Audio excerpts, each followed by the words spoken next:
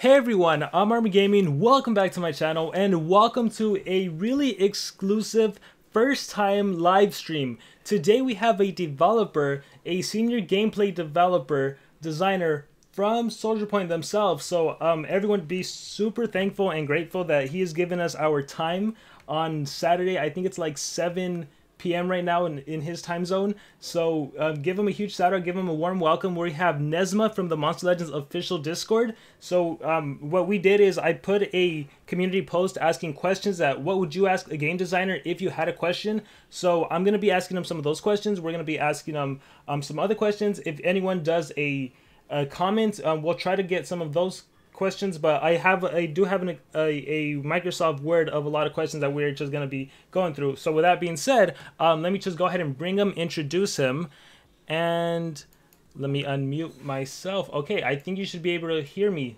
Are you there? Yeah, I'm here. Okay, Hello? so everyone Can you hear should me? be able to hear you. Hello everyone. The only issue I have right now, I'm hearing the stream because it's open on one of my tabs in Chrome. So I'm closing it right now because actually a delay makes it unbearable to hear you here and there. So I'm okay. Hey everyone again. Yeah, I'm super excited to be here and for me, actually, I told Armor already. We jumped on a call. I'm a bit nervous about this because it's the first time I'm doing something like that. But yeah, I think you're super good community. I saw the streams, and I'm really excited to talk with you today. All right, awesome. So why don't you start by kind of introducing yourself a little more? Tell everyone what you do in Social Point and what is your role in Monster Legends specifically. I'm a gameplay designer. That actually means that I'm doing all the gameplay related stuff on the project. So that means I'm doing monsters, I'm doing combat related stuff, new skills, everything like that. And yeah, I'm kind of participating in the design of other features as well. But my main focus, of course, is a gameplay. So the things when you enter combat, like live battles that we're gonna do today, is the thing I'm working on. So we can discuss that for sure. Awesome, awesome. And so you were telling me earlier before we went live, Wormlad. Can you tell us about Wormlad and your role in Wormlad? Yeah, I actually no, not. Actually, the community did the monster, but I was just selecting the skills for the monster, and it took me I told Armor already it took me full 4 days I believe to filter out 800 or so comments from all these social networks and Discord, etc. To create a monster that actually to combine all the skills created, wonderful skills created by the community to create this super powerful, let's say, monster. Yeah, for sure. 1 year later, he's still here. He's in your team, so I believe it's a good sign. So yeah, and we did. You remember we did this kind of design the monster a bit earlier, where one of the designs by the community member was selected. It was a moon haze, and actually I was doing a moon haze again, light monster again, anniversary monster. So I will try not to make it that much powerful as Wormlad. It'll be interesting since he's a mythic monster, so we'll see how he comes out. Yeah. All right, cool. So, yeah, thank you for that intro. I'm gonna just start by asking you some questions that we got from the community tab or from the community post I did 2 days ago. So we'll jump into it. And again, to anyone watching, I'm gonna be doing friendly battles, but we're mostly gonna be focusing on the questions that you guys want to know. But I want everyone to keep in mind that his role is as a gameplay designer. So what he's gonna comment are solely his opinions. So with that said, probably the thing that came up the most was having to do with space. We need more space. We need more space. I saw this comment from Majestic. Why do you keep adding new monsters if we have no space? Yeah, tough question straight away. Yes. Okay. Well, regarding the space, actually we understand the issue, right? As we started, as I told you, I'm a gameplay designer more, and it's more towards the systems design. But still, all team understands the issue, but it's kind of not that simple to solve it, because you can approach it in many different levels, right?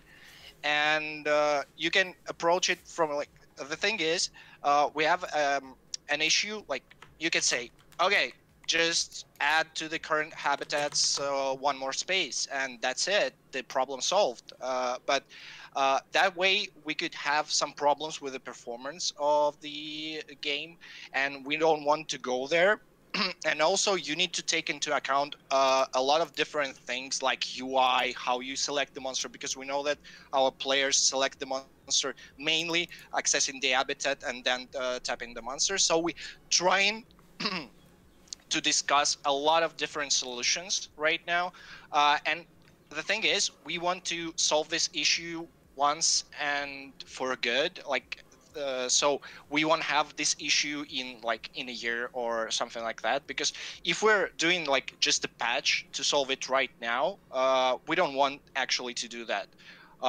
Yeah, I know we've done this with some features before, but actually we want to build something that will allow us and will allow the community to not to have this issue for, like, quite a long time at least. And the thing is also, as a, like, some solution, we, as you've seen, we added the progressive with keys, and right now we're like, uh we did this for the first time, I believe, and right now we will be experimenting with the balancing. Maybe we'll see. It's not, like, on me to make the balancing of this event, so I can't comment that much on them. But yeah, we know the issue, and we will try to solve it as soon as possible in, like, different ways. We're trying to approach it, like, as a complex issue that it is.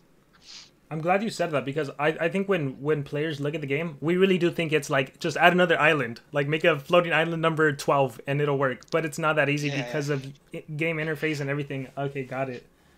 So now, Yeah, yeah, actually, if we add one island, maybe it will result in, for some, like, high-level players that have a lot of monsters, it will result in some performance issues, etc., etc. So we try to analyze right now. We're in this moment where we try to analyze all the outcomes of all the decisions we could make. So yeah, um, but actually, it's not like we don't know about the issue. It's not like we're not working on it. Just stay with us, and at some point we would have some solutions for it, for sure. okay, that's good to know. Yeah, because I think yeah, I know even on my side, because I don't know anything about developing a game, I would literally think add floating islands. Like, you, why not if you can do it? But it's nice to know it's more complex than that. Yeah, and it's usually always like that, you know. Some players say, like, okay, why don't you think fix this or that or this or that, and like, it's easy, and go there and fix it, as it is some kind of button that you press and it's fixed. No, it's not like that. And usually when fixing, like, issues, we're approaching it from the perspective, okay, how many players are affected, what are their behavior, how they cope with these issues, and how we can try to solve it, in, like, what will be the outcome of different solutions. So you need to approach it from, like, this, like, system position where you're thinking, like, systemically, and understand how all the our game is like quite old already, and we have a lot of different interconnected systems. So you need to understand how one thing you changing these here, and how it affects all other systems. So yeah. All right, thank you for that. So yeah, I wanted to start with that. I know it was a tough question, but that's probably what I saw the most. Another question, maybe a little easier. It has to do with the adventure map. A lot of players are done with the adventure map, and they're wondering. Mhm. They just see a floating island that says "coming soon." Is there going to be more adventure map? Do you have maybe other plans for the game?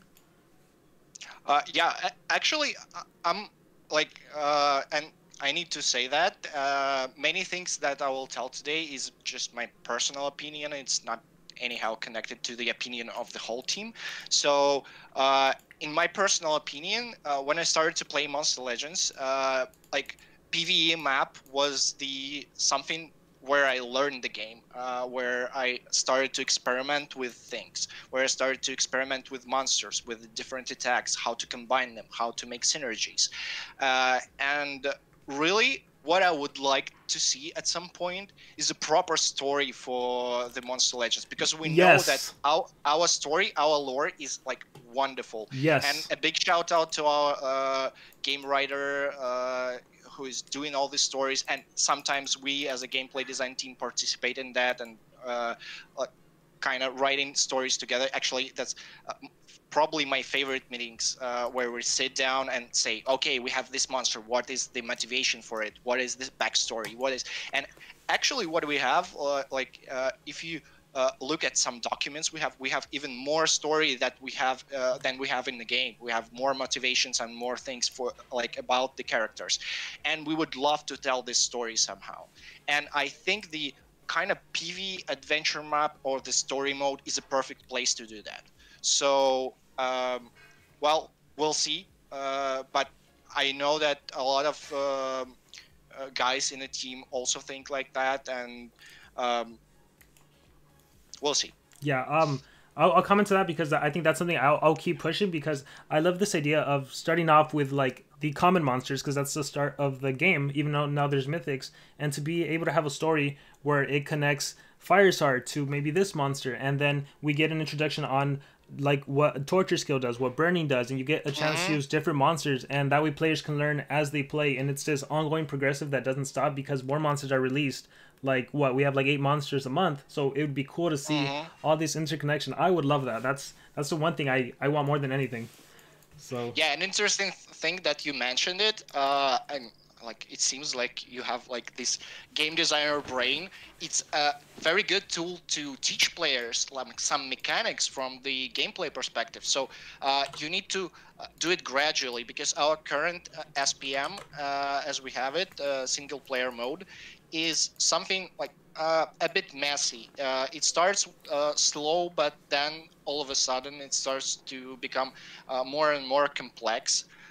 So maybe like it's what you said. It's a good moment to teach. Okay, first the tortures, then the deny effect, then the different cleans and stuff, and this is how the new player to make game more approachable for the new players, because right now sometimes we know that I know that it's the part why we love our game, and a lot of members of community love our game because it has this depth, let's say, in terms of status effects and interesting decisions during the combat.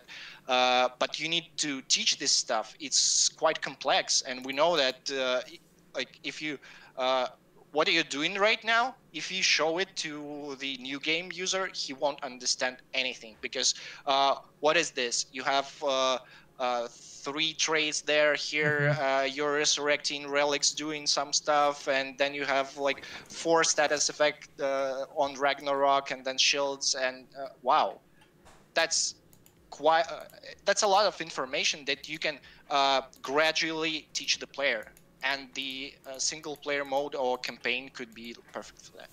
Yeah, so I guess we'll keep pushing that and hope that happens in the future. Let's hope. Yeah, let's hope. Here's a question from Epic Gamer. Do you have any plans for legendary monsters moving forward, or is this the end of legendaries?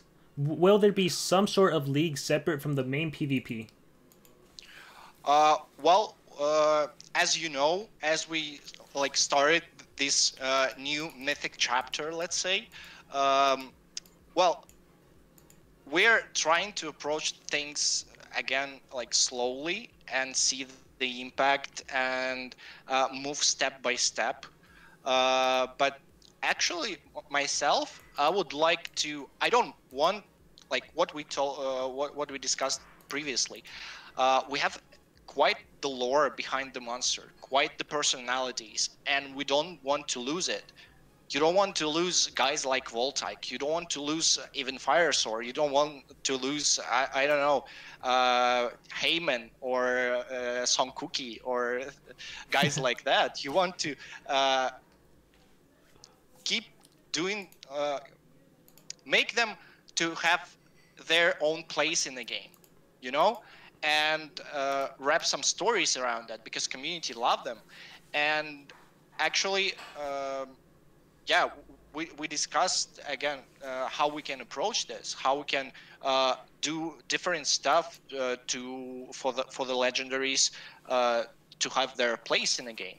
So, and we have lots of ideas. I won't spoil you anything, but actually we have this in mind. Okay, so I'm glad it's in mind. So we'll see what happens with legendaries moving forward. I want to take a question from the chat that stood out to me. It's from Sammy Gaming. This isn't Monster Legend related. It's just, what does it take to be a game designer? Oof. That's a tough question. Well, I think it's quite. You can rumble like around this question for an hour again, I guess, or something like that, and you still won't nail down the like all the things. Yeah. Why don't we focus on what made you want to become a game designer, or like what age did you decide? Let's go with that approach. Oh. Another hour? Right. Yeah. Let's go for a story then. Well, it's quite similar to the stories you hear from any game developer. Mostly, like most of the game developers. Well, I was 3, and my parents brought me my first console. It was Atari 2600. It was pretty old school, and it was like I'm from Russia myself, and it was the time when like Soviet Union ceased to be, and like borders just opened, and they just brought the console from Poland or whatever. And I remember like this feeling, like I was 3 years old. I remember this feeling. I'm doing something on the screen. Yeah. Wow, it's like television but better. And then when I was 5, they brought me Sega. And actually, they brought not to me, but to themselves, because they were like fans of the video games by that time already. And yeah, I had Sega, and I remember I was doing, wow, I want to be a game developer. But at some point, I started to think, okay, when I grew up a bit, I started to think, no, it's not possible, because all the games are done by like a programmer somewhere in Japan or United States, and here in Russia you can do anything actually. But then I went to the university, etc., etc. Like I went to the university and I got the linguistic grade, and it's not anyhow connected to the game development. And I started to work, and at some point I realized that okay, as the tools became more and more available, more and more companies started to appear in Russia even, and mostly mobile company. And I started, okay, maybe I should pursue like this this idea. I want to make games because it was my main hobby by that time, and for whole life actually. Yeah. And I just sent a letter to all the companies that I knew. Guys, I don't know anything. I don't know how to do games, but I want to learn. And one of the companies just said, okay, you can come as an intern. Oh, and wow. That's how I started. Yeah, probably right now it will be a bit harder than before, but yeah, that's how it goes. You have to try. Yeah. Yeah, you have to try. Always, if you have something, a dream to pursue, you should pursue it. Like you should try that. And sometimes it's working. And you shouldn't be like, okay, it's not working, I give up. Never give up. Like try this. And actually, I think it was the best decision in my life to do this, because right now I'm working. Like my work is my hobby, and I think it's perfect. Yeah, I'm so glad I asked this question. I hope everyone's listening. This is super valuable. I think of sometimes I'll get comments from people, and they say like, "Hi, Armor," and then I try my best to get back to as many people as possible. I reply, and they're like, I didn't think you'd reply, I just sent the message. So like this just goes to show you, like, you literally have to try, and you never know what can happen. Like, worst that can happen is no one gets back to you, but just that, even though you had no experience, just that one person got back to you, and now it led to where you are now, and now we're having this live stream talking here in the middle of the virus and everything. It's crazy what can happen if you just literally pursue what you want to pursue. I love it. Yeah, that's cool. Yeah, so Sammy, who asked the question about game designing, I mean, just look, you said you started with linguistics, right? And then over time you went back to where your hobby and your passion was. So I hope this serves as something that motivates you to just try. Sammy, if you're out there in the chat, I think you are. Okay, I love that. Yeah, if at some point you want to pursue this game design thing, I think there are a lot of right now there are a lot of good materials on game design, and you can go to Gamma Sutra. This is the website where all game developers, and there are a lot of articles. You can find some YouTube channels like Game Maker's Toolkit, for example, or extra credits with the short videos on game design. They're simple, they're for beginners, and you can start like understanding the basics of the game design. And then you have literature and like more advanced stuff. But yeah, it could be a good start if you want to become a game designer or a game programmer or anything. There are a lot of materials that you can like find for free and start your path.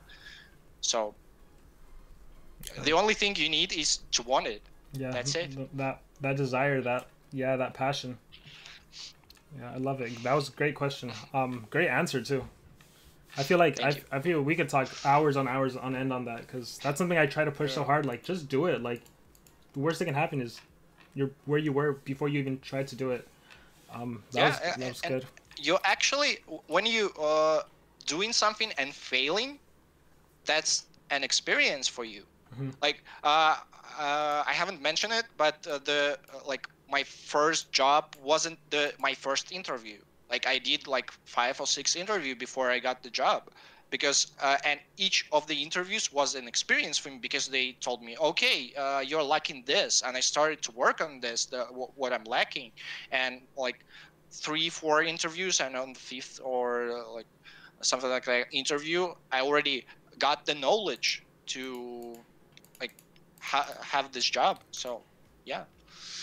So even if you like quote unquote fail, it's not a fail because you learned something from it. Okay, yeah, we got deep on that one. Let's go to some ML stuff. Here's a funny question. It was from no person XX. Why do we feed monsters tomatoes?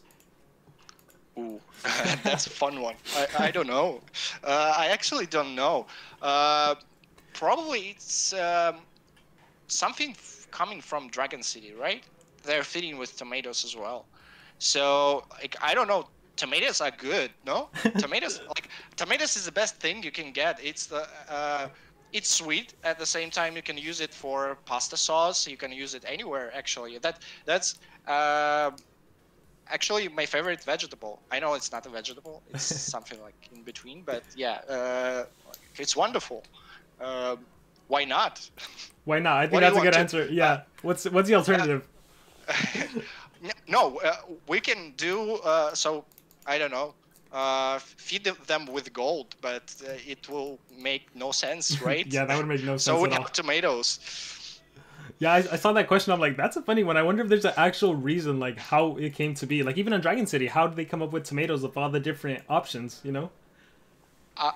I will surely ask this for the guys from Dragon City, and probably they will know, or some veterans from our team, probably they will know this.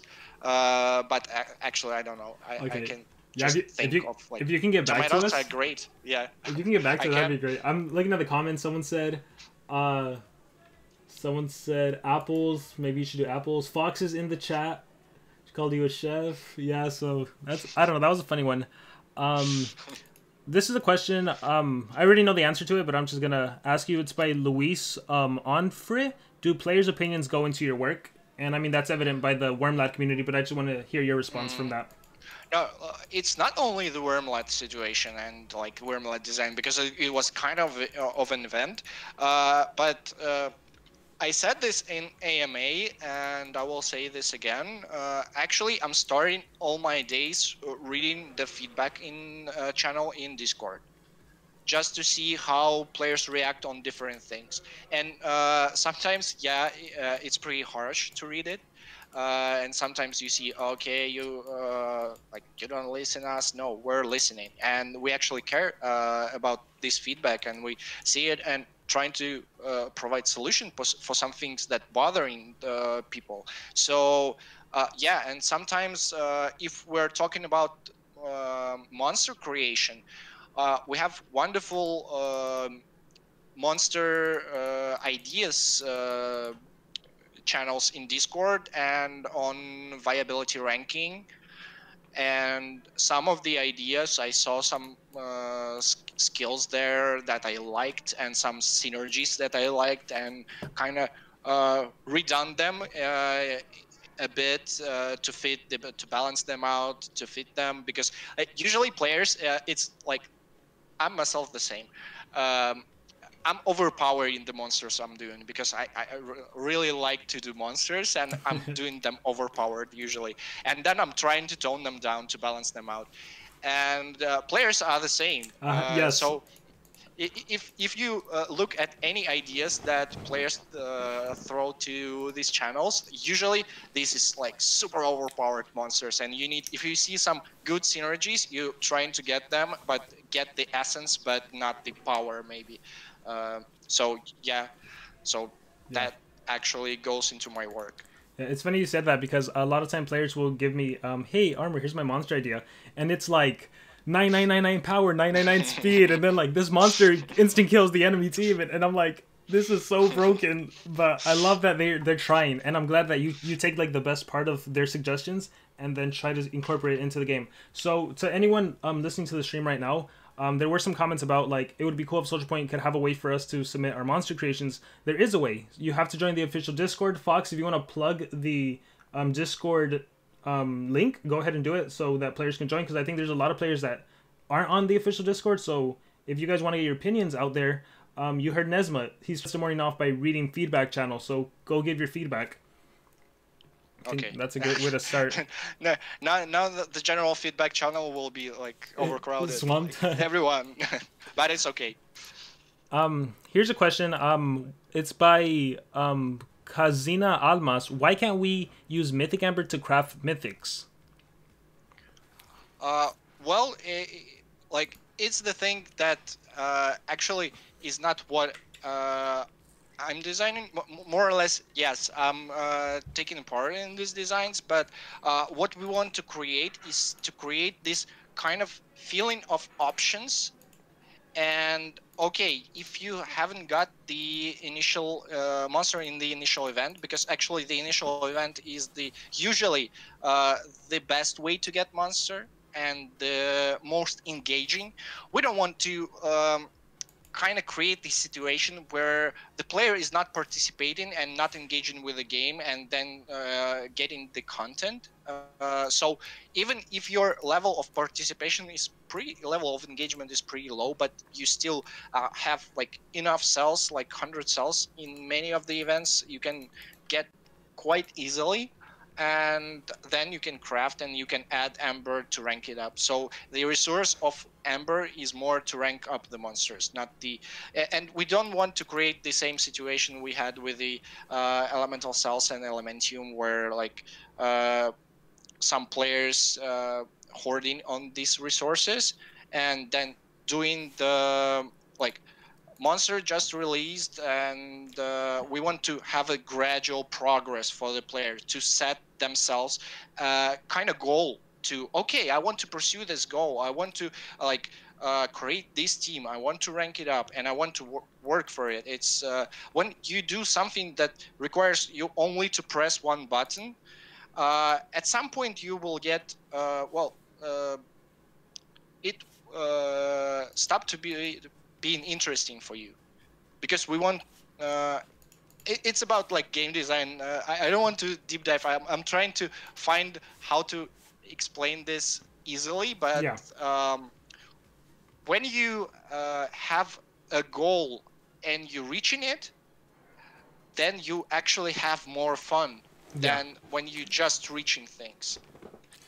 When you have a path, like what we discussed about the path and how you like sometimes struggle, sometimes you failing, and etc. etc. This is more rewarding actually. Your brain rewarding you more for these kind of things when you need to press one button and do this. And we actually want, for that reason, we want the players to engage with the events. Yeah, so I'm on the side of like I kind of like the format that you can't get 80 cells in craft because when I see that I have a monster because I was smart about the way I did my maze or I raced with my team, I have the monster to show for it as opposed to someone that just crafts it right away. So Mm. so yeah, I totally see that. Okay, yeah, that was a question I saw asking like how come with legendaries it's 80 cells but with mythics it's 100? Um Here's another question. It's by I don't know. I actually don't know what the name is. I don't think I saved it. Will there be a block negative effects? Oh, that's a neat idea. We discussed it many times, and well, it could be too oppressive at some point. If you overuse it, it's like Pierce, you know. Pierce could be very powerful, and you need to be extremely careful with it. And I could be wrong, but if I'm not mistaken, we already created it, and somewhere it already exists. In our configs and in our tests, we had this and we tried it and we saw that it's a bit weird and we need to find a proper monster to fit in. So as we now with mythics, we kind of tone down the complexity a bit of the monsters themselves and of the combat, and that's the way we want to go, and like step up the complexity gradually and find the sweet spot for our community. Maybe at some point we will, like, actually we have a huge spreadsheets with the skill ideas, and some of the for some skills we have it prototyped already, and we're really like I saw one question in the comments Mm-hmm. that was asking if there will be a monster that shifts his form, and because Yes. of this shape shifting monster that turns in something different with Yeah. different Let skills. me interrupt you real quick. It's Yeah, Stonehead Gaming. Will there ever be a monster with a form changing ability? For example, Little Red Fairy Cap actually transformed into a wolf and getting a new skill set or additional effects of her old skills. yeah, that's the wonderful idea, to be honest, and I really think that it could work, and to bring some interesting like dynamics to the combat. So we discussed it for quite a while, and it's actually in our spreadsheet something similar. We had like doppelganger things, and then Oh, cool. like yeah, things that you stealing skills from other monsters and can use them, and like all these kind of things. But we need to approach it like as we approached the for the peers, for example. It took us actually, I think, 4 months to release it, because we were not sure. We wanted to test, and there were some bugs, and we were like, and even as we released it, there were some bugs because like. Actually, it's quite complex. The code behind these skills, etc., etc. And when we are talking about shape shifting skills, it's even more complex because you need to include visuals, you need to include changing the skills, and yeah, um, and we need to first understand prototype, understand the impact, understand how it influences the combat. So yeah, but we have a lot of these ideas. Again, some of these ideas coming from players. We see something, we add into the spreadsheets of the things that we want at some point add to our game to make it like more spicy. Yeah, that was a really good idea. I saw it too. I'm like, that sounds super complex. It would definitely be awesome, but yeah, to see it implemented, it'll be Mm, interesting moving forward. It's also cool to hear your side on like how something that from the community side we see simple like add a block negative effects. It's easy, but it's actually a lot more intricate. And I didn't know that Pierce took like 4 months of planning to get it right, and even then, there's still its issues. So yeah, I think there's a lot that we don't see on your side for sure. Yeah. Here's another one from Emmanuel Lindstorm. It kind of has to do with PvP right now. You see how Ragnarok is blocking Wormlad, and I can't see his HP stat during battle. That sometimes becomes an issue. Is there an easy fix for that? Like maybe making when I click on Wormlad, or does his Mm-hmm. yeah, just to be able to see that visually? Yeah. Like Uh, we discussed for quite a while, and you see the traits are in on the top new now. place. Yeah. Yeah, on top now. And actually, was the first like easy thing that we can change, and it was the first thing of kind of UI rework. Again, as we have time, we starting to approach it and like change some things. But we understand that a lot of things in terms of information that battles gives you are kind of suboptimal, and we want to change this at some point, and we want to improve this. But again, it takes time, and we like this. As far as I remember, we even have these, let's say, ticket. We call it tickets in our software. We have these tickets of characters blocking the bars, and so it's in our pipeline. And at some point, with this gradual UI revamp, interface revamps, we will do that. A good question.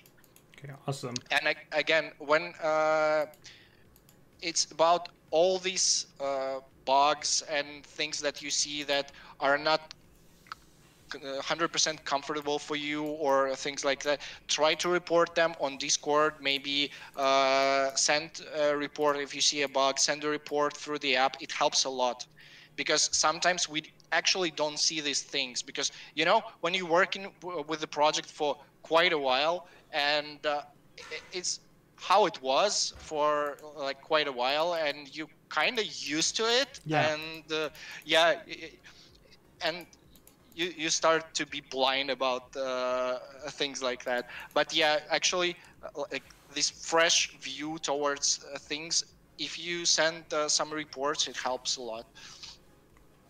Okay, good to know. So yeah, everyone listening, if you ever see a bug, report it on Discord or in the game, top right hand corner, the gear icon. You can contact Social Point through there. On the chat, I saw a comment from eSonic14. What's your opinion on a sandbox mode for Monster Legends? It would be great for testing new monsters. Ooh. That's something we had in mind when we developed actually live-friendly duels. With this in mind, that okay, you have some place for you to test monster without any pressure, without any competition, etc. But what they mean probably is okay, I can add any monster in the game, right? And I can test any skills or at any level. Yeah. And yeah, this kind of sandboxing mod, I think it would be great for sure. But the way our game works and how you get the monsters and how you use them and how you have levels for them, etc., etc. It's not that easy to implement. We thought actually on that, and actually we have something similar in our like testing devices and our testing things, where we actually, when we're doing the monster, when we're testing in kind of this sandboxing mode where we have everything, but to make it available for the users, it's not that simple. So yeah, and we actually discussed that, and maybe at some point it will happen.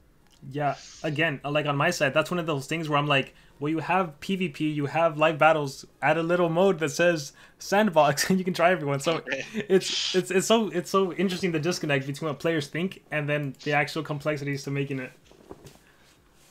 That's interesting. All right, yeah, that was a good question, Sonic, because I know that's something a lot of people have been wondering. Here's a question that keeps coming up in the chat too. What are your? I'll rephrase it. What are your thoughts on like general mythic monsters and even like War Master mythic monsters? Is that a thing? Is that a thing you see in the future, or what do you think right now? We're not discarding any kind of family, and we want to build something exciting in terms of our mythic monster as well as what we build with legendaries. And legendaries were there for quite a while, and they started with just legendaries, breedable legendaries, and then you have your VIPs and the Nemesis family, and then War Masters, and then Forsaken family by the end of the life cycle of legendaries. And uh, I can say yes, sometimes uh, at some point maybe we will add something like that. Right now, like in the near future, uh, like I don't think so, because we want to build some basis for mythics Hmm. first. And we, as I said, we are going step by step and approaching it carefully, because we don't want to kind of mythics were like a way for us to like start fixing some issues of our combat, like oppressive monsters, oppressive strategies, uh, like Talassa thing, Yeah. yeah, and yeah, even Ragnarok.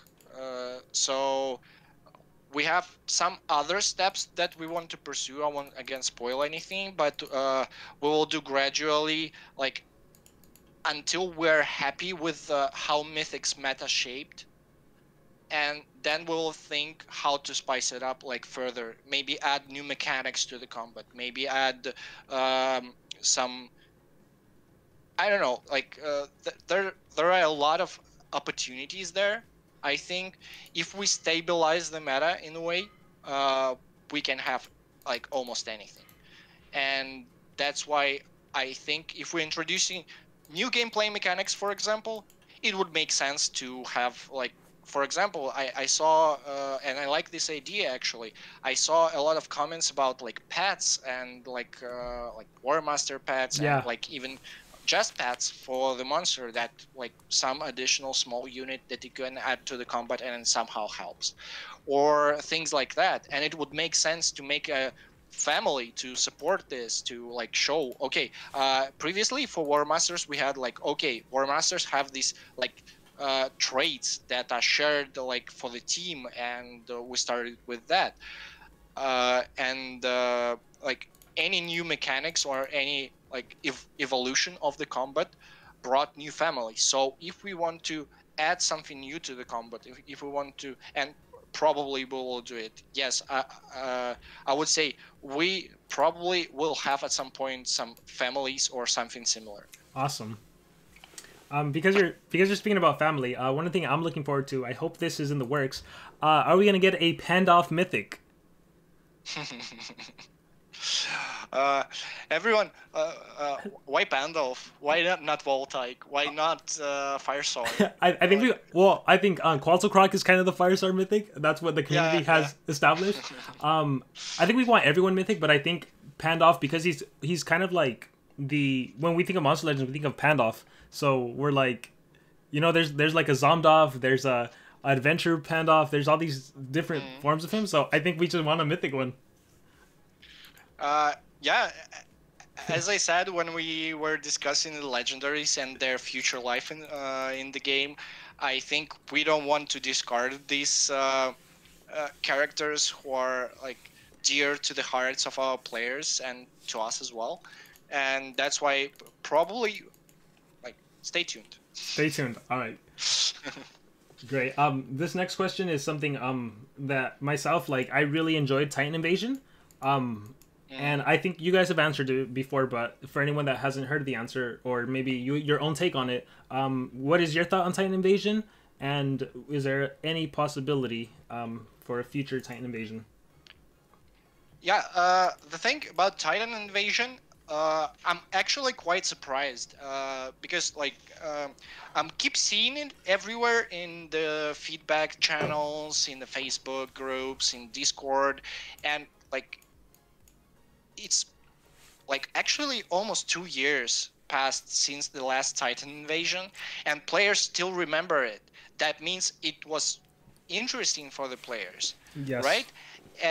But um, the thing is, if you look at all the events we have in our game currently, they're all wrapped around some simulation, and like you need to breed, you need to do challenges based on what happens on your islands, but not the combat, because the combat is actually, because it's quite complex, and well, you want to provide the players with a fair experience, right? Mm-hmm. And you don't want to one guy who knows like extremely cheesy strategy to win everything just because he uses some exploits and stuff like that. That's why it's actually a bit more complex to build the event around the combat. So the base of the Titan invasion, that you go in, you deal damage to the raid boss or to the Titan, but as we have so many players asking it to come back, we like we're still thinking on that, because we're seeing this over and over. And actually, that's what you ask about, like influence of the community over your decisions. Mm-hmm. And when we're starting to discuss any new event or any new thing to happen, that always pops up. So like, okay, let's try Titan invasion again, maybe. And everyone like, okay, we have these issues we need to solve. Okay, let's try to approach it, how we can solve it. But yeah, because of this influence of the community, I think that if it keeps happening, at some point, like, and a lot of things coming from like this stabilization of meta, what we want to achieve with it, and how to not to create like these exploits for the combat if you're doing this in the event. So we keep doing that, and at some point it will be possible to create this environment where we can actually release something similar, or something that wraps around the combat, I think. Yeah, I can just tell from my experience. Like, I remember when that came out and just being on Discord, the whole team like, okay, what combo did you use? Okay, let me try that combo. Wait, we can use totem. Wait, we can stack totems Yeah, buffs. yeah. Wait, and it was like a monster I'd never used before. Suddenly, okay, let me ruin them so I can stack the buffs. Let me, okay, the raid boss always attacks in this order. How do I survive? And it was like, it definitely, like, I still have memories and dreams about it. I'm like, that was one of the best funs I've had. And yeah, so it'd be nice to see it back. So I don't know if anyone in the chat wants to kind of comment your take. If you remember Titan Invasion when you played, go for it. We're gonna keep answering some other questions. I keep seeing one that I want. Okay, from Lord Ligma, or no, go for it. Yeah, I see it. Bring it back. Bring it back. Yeah. Yeah. From Lord Ligma, he's asking, what is your take on having locked runes? Because sometimes you'll get one slot unlocked, sometimes you'll get two, sometimes you got to pay an extra 40 gems after you just bred through the monster. So why the locked runes?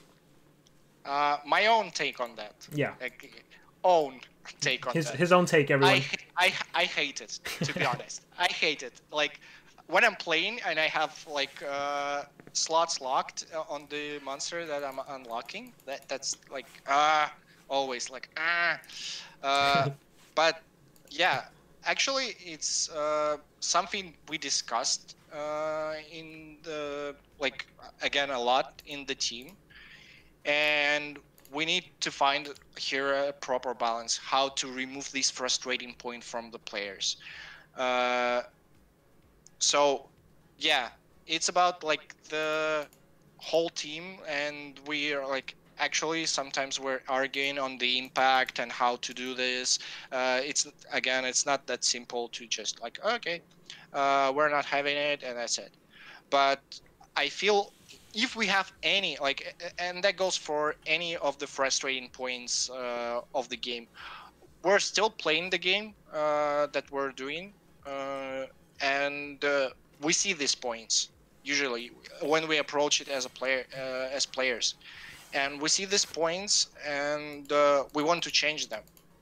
But first, we need to understand the impact, how it impacts the economy, how it impacts the everything, and then to provide solutions with all these things in mind. So, my own take, I don't like it.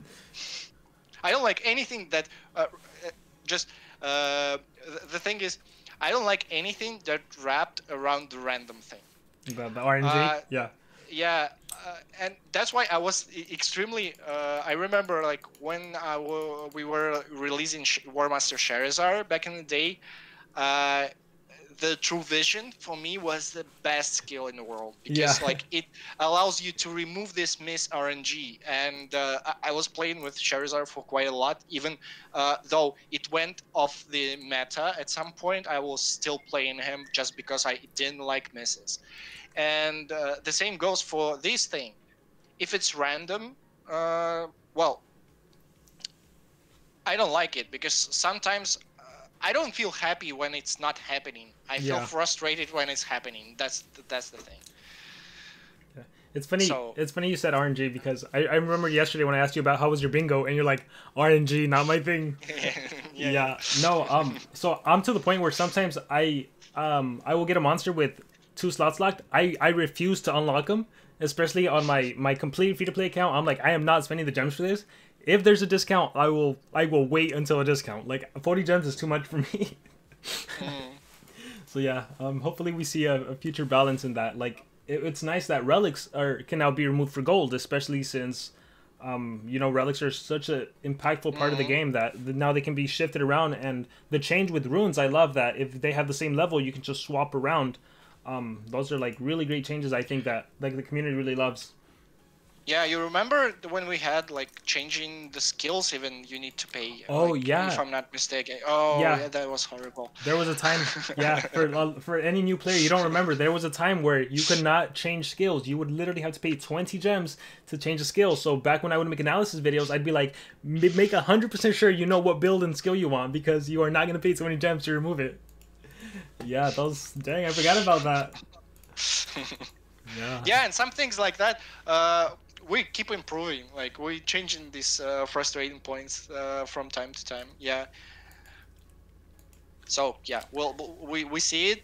We know about this, and we need to approach it like carefully, as usual. There's another question. This sounds like a complex one, but I also want to hear your thought. Mm. Is there any? What are your thoughts on live duels with 2 friends? So 2v2, because I don't know how that would work. That to me, that's like 4 people having the good internet connection, and then I don't know. What's your take on that? Yeah, actually, it was, I don't know, it was before Mythics. I think in our team, in the gameplay team, it's 3 of us in the gameplay team. We discussed something like tag team, when you can like actually tap out like in wrestling. You can tap your friend, then he enters with his own monsters and like keep doing the fight, and you doing the 2v2 fight. Yeah, but it's pretty complex again. So we were thinking, okay, how the relics would work. Would the start of the battle relics activate when you enter the battle, like from the bench? Would like, and all these, small, minute questions, and you think, okay, this thing will be overpowered, and then okay, and yeah, and also the connectivity issues, and also like 4 players, it's more difficult to fight. But again, we actually have quite a lot of ideas like that seem crazy. But yeah, we're thinking about these things, and we were thinking and discussing this cool idea of having like 5 monsters in the team, for example, Oh, like interesting. 5v5 battles. How it will change the dynamics of the battle, of the combat, and how it will influence, because all of a sudden you have 1 anticipator in your team, and then 1 extra turner, and then 2 supporters, and then 1 denier. Or maybe you can go with 2 deniers and 1 tank, and you can have more flexibility in your own team straight away. Or the bench itself, where you're playing with the 6 monster, 3 of them on the battlefield, and then 3 of them on the back, that you can swap them. So these all are opportunities, and yes, of course, we need to think how it will influence the combat. And if we're doing something like that, I think it should be like like what we did with live duels. I actually love live duels, and I think it's really interesting to play them. I'm a more of a competitive player myself, so that's the part that I enjoy the most in our game, because I love to win not some AI but like some real Human people. player, yeah. And it's actually quite fun when you have emotes and you can taunt people. And but when we release something like that that disrupts the combat flow, I think we should approach it more like event first, and not to like, okay, right now our combat is different. No, no, no, we don't want that, because we know that our players are used to things, and used to like some of the players are playing for like 6-7 years, Yeah. like since the Facebook, and we don't want to disrupt it that much, so we want to approach it. Maybe at some point we were thinking about, okay, we introducing some kind of like, I don't know, season concept, and going into like each season you have special rules maybe that apply to like certain event where you can enter and like play with a certain rules or certain restrictions or certain battle conditions. Like, okay, right now you can, and then you can have on this event some kind of subset or some kind of like what cards game are doing. Like, for example, they're banning some certain for example, for our game, we're banning certain monsters or making it just Yeah. legendaries, like old school. This event, this season is super old school. We're playing only legendaries, and then all the players with the legendaries, like, and wrap all the events around that, like super old school, like 80s vibe or whatever, and then we go there. So yeah, we would love to create, like, I would love to create this feeling for sure. Yeah, that's something I would look forward to as well, especially when you were mentioning like maybe adding restrictions like no extra turners on the team. Let's see what you can come up with. No extra turns go at all. Yeah, that'd be really fascinating. Excited for what the future holds with that. Yeah, I'm not that worried about extra turns. The first thing I would do, I would like no anticipation, because right now, like the anticipation problem with the anticipation for me is like, as it is designed to oppose the extra turns, but nothing is designed to oppose anticipation. Anticipation. You have nothing in the game that kind of counters the anticipation, because like shock is not working for anticipation, and then you have all this kind of weird thing where anticipation cannot be countered, and even denies, you're just like, okay, you denied the monster, you remove the deny by doing the extra turn. That's kind of weird. Yeah. But yeah, uh, this thing I would love to try. I would love to try different setups, and like, actually I'm a big fan of the warm-ups. I know it's not the popular opinion, but Yeah. I love the warm-up battles for live duels, because I think it's a way, like we understood at some point in live duels that players don't like that because it's too disruptive. That's what I told. Like, when you trying to approach, like, change the battle too much, that then the players are kind of don't like it because it's something too different from what they used to. And well, I like the warm-ups, because if we would work on them more and balance them more, I think it's could create. I'm a card game player myself. Like, I like card games, and it could create like this small Hearthstone, like 3 turns Hearthstone feeling, where you like have your deck. You have like, okay, that's a turn one. You can build aggro, like that Yeah. team that deals with other team in the first turn. Then you can build like super control-ish team that like survives for first few turns. It needs to survive, but then on the third turn it just unleashes the power. And this kind of like creates this cool balancing, at least in my head. But yeah, that's why I like the where I started. I'm starting to rumbling about No, warm-ups and all these things. you're good. It started with the live duels, the 2-on-2. Yeah. Yeah. I feel like I'm in the minority a lot of times because I love disruption, I love change, and I love strategy. Like, give me a game of Stratego, give me chess. In terms of card games, I played a lot of Yu-Gi-Oh, so different deck builds and everything. So when I saw skill warm-ups, I'm like, That's perfect. Otherwise, it's literally run 16 speed, run the fastest monster, AoE deny, you win the game. So that's boring. Mm-hmm. So introduce, hey, I take away your AoE deny. What are you gonna do? Are you gonna run three monsters that can deny? Are you gonna run a tank to stay alive? Like Mm-hmm. I love that. So anything that adds strategy, I'm all for. So like when the initial concept of Team Battlegrounds was announced, I'm like, this Mm-hmm. has the potential to be really great. Now it ended up like people hated that. Oh, there's a defense phase. We can't use your strongest monsters on both, and it's like, wait, Mm-hmm. well, that's not fun. If you can use your strongest for both, what? Like, think, you strategize. So, I mean, Yeah, but we yeah, need to understand that there are different players. yeah, Some of them, yeah, what you pursue in the game. Some of the players are like battlers, like you and me, probably, who like to fight, who like the fight to be without any exploits, to be strategic. And there are players who just optimizers, they're achievers, they want to be in the game because they're collectors or something like that, and they want to also enjoy the game. But sometimes when you add the strategic layer on top, they just stop enjoying the game because it's too complex for them. They hmm, want to like just press auto and go in because like they know this team composition is decent and they're pressing auto and they're playing. But actually what we want to achieve, and I think we have a good balance on that, we want to achieve so all the types of players can have a place for them in our game, so they can have something to enjoy. That's why we still have live battles for the battler players, and maybe at some point in the future we will do like events like for certain types of players that will include more strategic thinking for battlers or more collection type gameplay for the collectors or things like that. that's awesome. I saw comments, and this reminded me because this is something I used to push in the past all the time, and it kind of happened with live duels.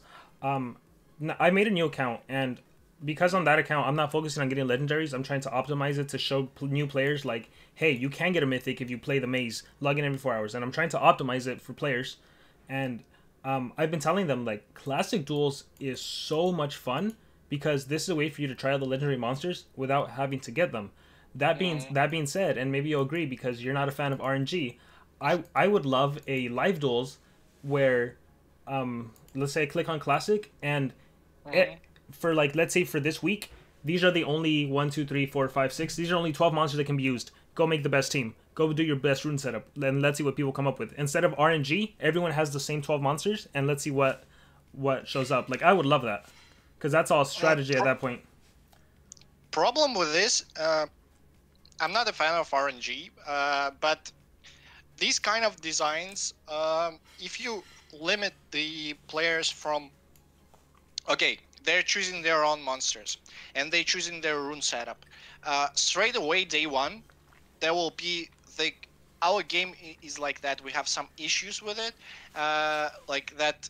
If you know the proper combination, it will always win. If not for the miss, like the only thing, like if you came up with the best combination possible from like 9 monster, let's say, you will always end the rune setup.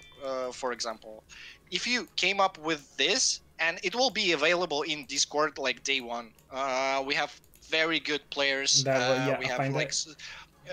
very strategic, and they will show their progress, 9 wins, 0 losses with this team, and everyone start to copy. And then actually the event will become like you play in the same team, and it is decided just by the RNG who goes first. It will be decided because when the speed is the same on both sides, then RNG decides Yeah, who who goes goes first. first? Then, like, actually, battles will be decided by RNG more than I think in the current live duels, because it will be just coin flip. So And at this point, yeah, you can make a mistake and not do the like this attack, then this attack, then this attack, but it's really hard to do that. So you need some amount of RNG, and it's the question how to approach that, because like I would actually, I would say that it would work if we change this coin flip in the beginning, if something can decide. Or like again, one of the thoughts that I was always have regarding the special skills and ultimates in our game, they should be somehow like tied to the combat itself. They shouldn't be like random. You should have it as a comeback mechanic that you kind of Like you build build up and up? then Okay. activate. Yeah. Yeah, so give it something like more. Yeah, but it again, it increases maybe the complexity of the things, but it gives the player visibility of what gonna happen in this game. Because right now, sometimes you're just getting the ultimate, they're getting the special, and that's it. And you're getting 3 horsemen and GG. Yeah. Yeah, there was a time when Oros would global stomp, and that would be like my biggest Oh. nightmare. It's like, oh, he's gonna global stomp me. I gotta kill him. He was my first legendary Oh when I wow. started my account, and I was using this, this stomp to like a lot, and I know Yeah. what you like because I was enjoying it, to be honest. I was enjoying when it was rolling. Like, okay, Yeah. now I'm When you killing get it, it's everything. fun. Yeah. When you get it, it's so fun. But when they get it, it's like, oh, I'm gonna lose right now. That's interesting that you say that. Yeah, I can see that happening where you get really skilled players, and I mean it's kind of the same if you go to top meta wars right now. Every single base is literally a carbon copy of the previous base, same runes and everything. It's interesting though because then I think that's when an anti-meta develops, and so then you have two meta teams, the meta and the anti-meta, and then maybe you bring a treachery team which tries to take out the anti-meta. And I don't know, maybe if it changed daily with no specific pattern so that players couldn't develop Hmm. an optimal. I don't know. I would like that because yeah, like I do classics sometimes and it's like I got Heyman, I got Heyman, I got Heyman. I'm not gonna win. I'm not gonna win. Chad's gonna get so mad right now. But yeah, so yeah, that's a thought there. Uh, Yeah, we actually can find the balance, and I think current live duels balance. You know, we lowered the amount of monsters in the pool, and actually it's reduced the RNG factor if you comparing it from the times when the live duels were released, and right now it's mm, let's say less RNG based because before, and we have certain like rules there that you're still getting always one good monster, and then you're still getting some like decent things, and you can that you can use. But yeah, we need to strike a balance there to reduce the RNG as much as possible, but then to support the diversity of like, okay, these and that's what we want to build with the mythics as well. So we want not to like do these carbon copies at some point. As you probably saw, the most of the monsters were doing, yeah, sometimes here and there we're doing someone like a bit more powerful, a bit less powerful, mhm. but right now we're trying to make them all at the more or less the same level. And even though like players right now saying that, okay, Ilian is bad and Kralik is bad and all these cursor archetype are bad, yes, they're bad Right now. because they're bad right now Yeah. just because you have legendaries that Hmm. actually counter them pretty much. Yeah. But um, imagine like because right now we have this transition from legendary meta to like a mix of legendary and mythics, and players try to mix things up. But they're kind of on the same level of power. They're not powerful right now, just, and that's what we want to create. We want to create like lots of options where the player can choose. Okay, I'm approaching it this way. Like again, in the card games, you're building your decks, and here you have selection of the monsters, and you're trying. Okay, these guys synergizes with this guy, but it is countered by this other guy. And if I'm getting like and actually that's another topic, but uh, well, I started like I was pretty nervous, but right now I'm started to actually rumble a No, lot this is about good. like I love jumping this. from topic I to love this. topic. I love Sorry this. about that. No, don't uh, apologize. This is great. uh, the thing about our current PvP, because you are actually choosing which base to attack, you actually cannot be countered that much, because who will counter you?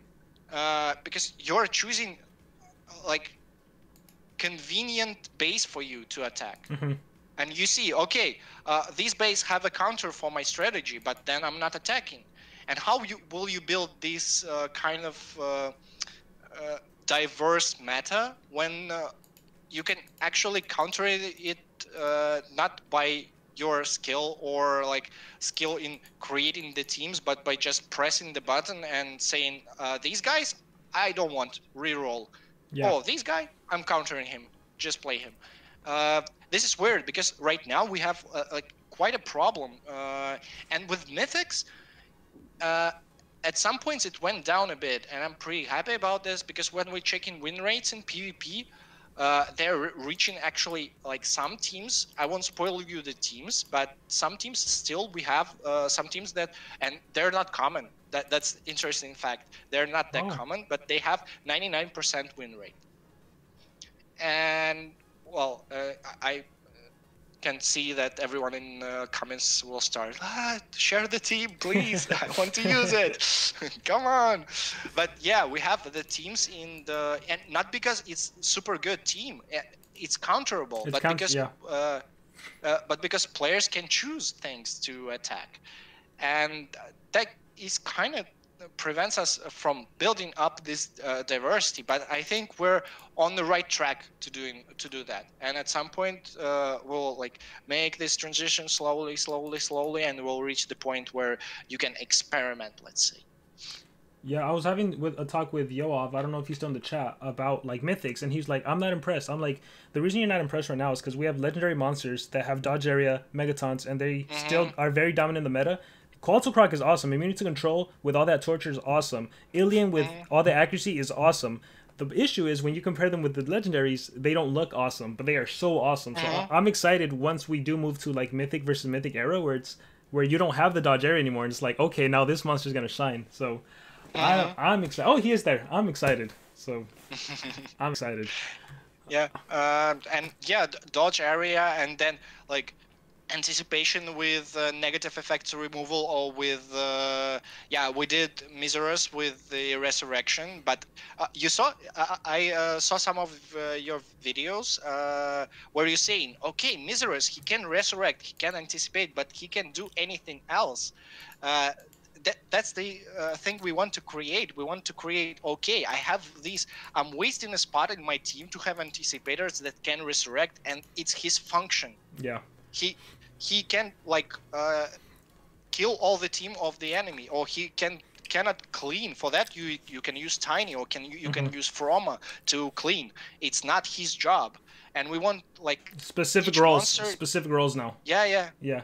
To be pretty specific in terms of their function, not like before, like you have here you have Wormlat and then you have Hornet against you. So Hornet is a great example of the thing that is doing everything. Yeah. And Wormlat as well. So we want to avoid these type of things, and we actually have kind of rules that we created that we are right now following, that we're not doing this and then we're not doing this. We started with the Pierce, where we said like it's never gonna happen where we release Pierce with area control, and right now we have the same kind of things for new mythics.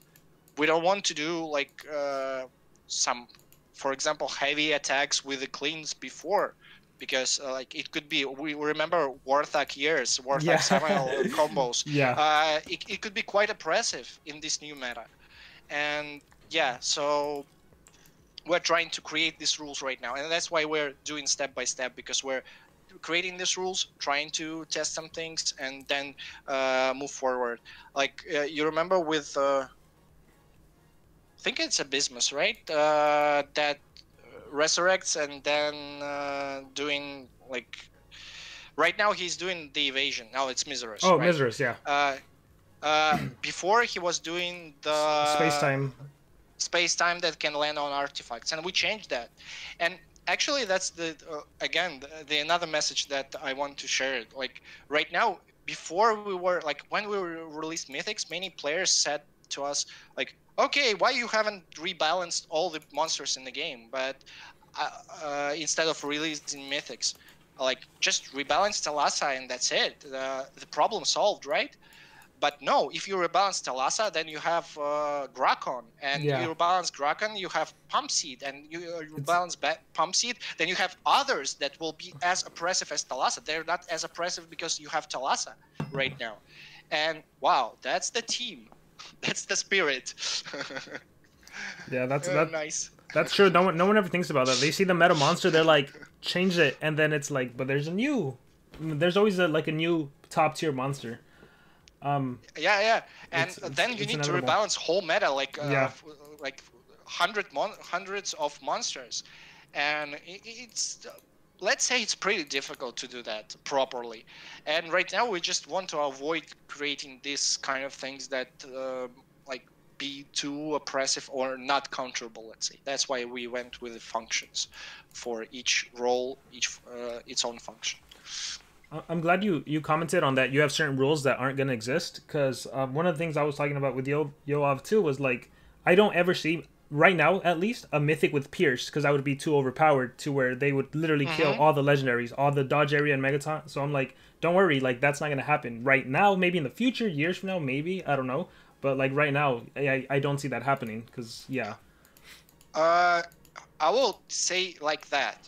We don't want to release Pierce monster right now as an attacker, but I don't see any problem releasing, for example, Pierce debuffer, because like actually the guy who can land tortures, for example, with a Pierce, or the guy who can land blind with a Pierce or something like that, maybe single, maybe like it's one of the tools in his kit. I don't see it's not that oppressive. It can be countered. Yeah. And the only thing, yes, if you have area attacker like with the heavy attack and then Pierce, and that's it. Wild Bird 2.0. Wild Bird.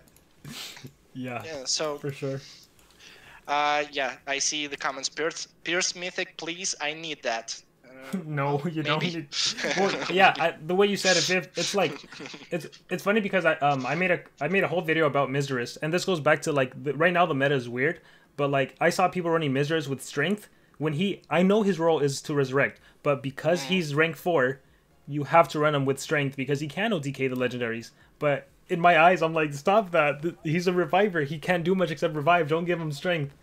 So, but like, yeah, for the current meta, it makes sense, and that's why even when I make my videos now, it's like I'm trying to be more conscientious of saying like, okay, if you're comparing with legendaries, here's their issues, but if you compare them with mythics, this is how they work out, and they're wonderful. Like Josh Dub, amazing attacker for a mythic, amazing. He doesn't do a lot in terms of like him versus Armor Claw. I love Armor Claw having his taunt, his skill mirror, having his max life increase. This guy is just like a pure brute. And he does have tankiness on him, but like amazing attacker as a mythic, so it's crazy.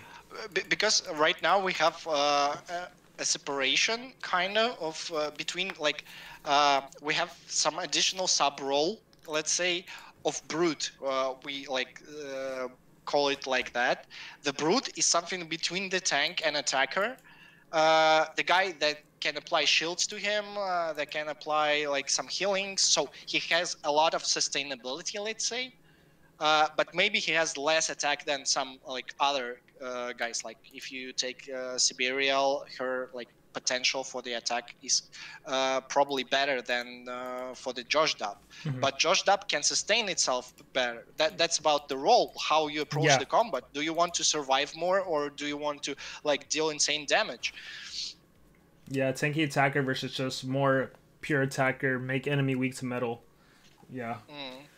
By the way, we are like at an hour 20. I don't know how much time you are willing to do and have to do, because again, like for everyone watching the live stream, I think it's like 8 p.m. your time, 8 p.m. 8:20 maybe.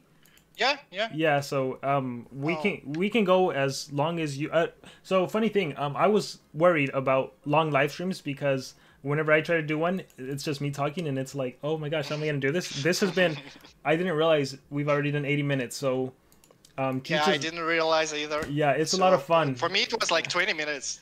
Yeah, it's time flew by. Hopefully the everyone feels the same. If do you mind doing a few more, or how are you feeling?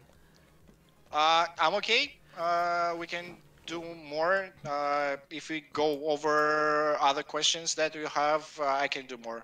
All right, we'll do a couple more, and then I'll ask you again how you're feeling, because yeah, time flew by. Uh, let's see. Your thoughts on, do you consider an event where Forsaken monsters can be obtained by players who never had a chance to get them, like newer players especially? Yeah. Here's the again my personal opinion. Here's like on one hand, it makes total sense right now with the release of Mythics, right? You have they're less impactful in terms of meta, so we can distribute them more. And like actually, like as you can see, we started like with the legendaries to distribute some of them more. But on the other hand, we promised something. We Yeah, said, okay, they're exclusive. And do we want to break this promise? Yeah, we said that they will be exclusive. If I'm not mistaken, I don't know the correct wording. Exclusive for some time, and like, but it's the promise, anyways. I like to if you promise something to your community and like they have expectations, like don't break this because like what we did with Akunobuki, for example. Uh, Actually, we didn't have this monster planned. We just promised that we will close Elite Family at some point. And with all these mythics and all these thing, we just like went to mythics and forgot about this promise. And then we saw, okay, we promised this actually, and we need to deliver. And yeah, to make like, and we know some of our collectors were like unhappy because they want to close the family. They starting to get compulsive a bit about this. And we spoke a bit with our collector players, and they said, please, and we released the Konabuki for them, so you have Elite Family clothes. That's the kind of the same thing. If you promise something, well, try not to disappoint the players, and we'll see how it like, because I think it will benefit more players if you release them yeah, actually. I agree. And they could enjoy these monsters, and they're quite cool. We remember like super cool Forsakens, and then we remember like Pump Seed that is like almost Talassa, and yeah. But Yeah, um, yeah, love some of the Forsakens, and like I wish more players could enjoy, and that's why like again it's my personal thing, but for me it's always weird when we release something and only small subset of players can enjoy the content we're releasing. And for some content, sometimes it's happening, but and if you ask me, I would say like, oh, get it, give it to give it everyone, like everyone. yeah. Just open the doors. But yeah, it's like it's the team, and you need to have like decisions, and you need to players not be overwhelmed. And again, what I told you about the challenge you need to set, goals you need to set, and like progress gradually, all this stuff. So yeah. Yeah, yeah. When I think of how I feel about that, it's like when I look at my Lord Pump Seed, I never use him, but when I look at him, I'm like, he was exclusive. My team raced for him. We got him. That's awesome. Mm-hmm. So it's like it's this like he's a monster that serves as this achievement that the team managed to do, Mm-hmm. and especially Yeah. now that the team kind of like separated, so it's even more valuable. But at the same time, I'm like, okay, there's a lot of newer players that are coming to Monster Legends, so why not give them a chance to experience even like a 100 Pump Seed, like, or even the Forsakens. Like Corruptus is so cool. Mm-hmm. Santirion is amazing, especially even now in the Mythic era. He's amazing. Mm-hmm. So I think like I would hope that most players, long term players, are understanding, but I don't know. So yeah, I see the complexity of that too. Mm-hmm. Oh, Yeah, here's so, Santarian and Thunder, like I actually Santarian, I like the art of this monster. Like, I remember when our artist, and big shout out to them, and I saw some questions like, okay, I saw two parts of this kind of dialogue. One, uh, pl- some players saying that, okay, we liked the fire sword and all the monsters before the remake, and I think actually right now, and what we did with the art of the monsters right now, it's actually improved a lot if you compare them to the old monsters. And big shout out to our team; they're doing great job on that. Yeah, I agree. The skins right now, or the monster designs, are top notch. They're pretty awesome. Like I got blown away by Ilian. Gorgeous monster. Yeah, Alien is of amazing quality. Yeah. And the loading screen, wonderful. Like I actually have on my, I still have my desktop wallpaper is Ingenica, but I want to actually swap it to Alien loading screen because it's so good. It's so good. Yeah. Yeah, shout out to the art team. Here's a question from Moonlake. Back when I was playing Monster Legends, I only knew stun, freeze. After 3 years later, I come back, and now there's a few more denials. But are there any more denials that will be added to Monster Legends? Well, in terms of denial, it's a good question. We had experimented, like you remember Kronks? We experimented with baby stun. Baby reversion. Baby, yeah.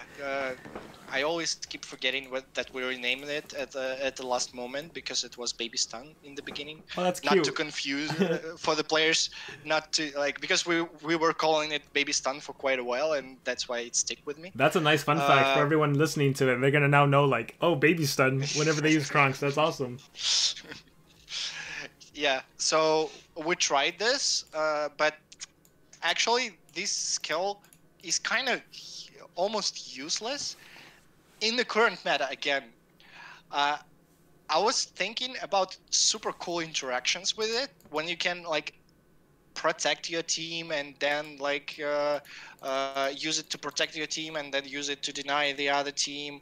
And we even discussed this like change to the combat, and thought about that to make skills so you can target any monster on the field, either your monster or like the other team monster.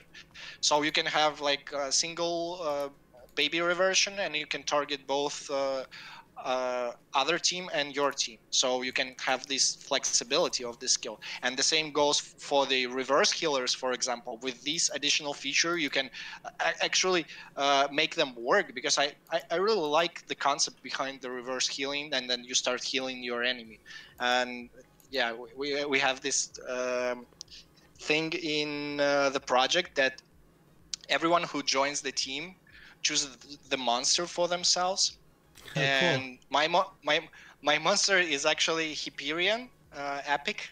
But I chose him because I like this concept of healing the enemies, like this hippie guy who heals the enemies. I absolutely loved it. And I still have this in mind. Okay, I want this concept to work at some point. But then you need, some changes to the combat. Yeah, I feel like there's a lot of nifty little things like that like I am a huge fan of, and I hope I see more of. The reverse healing mechanic is awesome. When I saw baby reversion, I'm like, oh wait, this is a way to protect your team from getting denied if you can make it work in the churn order, which sometimes is difficult. Yeah. I also if I can just say one more thing, I like what you guys did with Tiny with let me make the enemy mega taunt on purpose. Like I want to see so much more of that. Like let me give them a benefit, quote unquote, but it actually helps me beat them. Yeah, that's the quite old concept. We discussed it for a while with the mega taunting the enemy, and we even saw this somewhere on the designs of the players. And these and oh my god, my brain is melting right now because like it's super hot here. I'm sitting under a fan, but oh my god. Fire Forsaken, the artifact guy that can trade disable himself. Go. Barbell. Barbell? Oh wait, Fire Forsaken? Yeah. Chat, he was in the maze with Azul. Come on. Let me go to the... I forgot the name. It happens sometimes. Artifact. The Flame. Forsaken? No. Let's check the chat. That will Yeah, be the challenge for the chat. chat will help us if I don't Who's get that? to it first. The name. I forgot the name. Someone I will have know.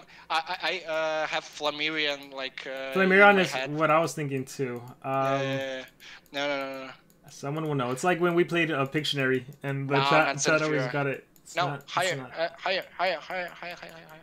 Did I skip I it? know Oh. he's not Forsaken. Oh, Nitro Nitro. Blaster. Yeah, Nitro. Elite. yeah, Nitro. Okay. And Elite. He's elite. chat still new.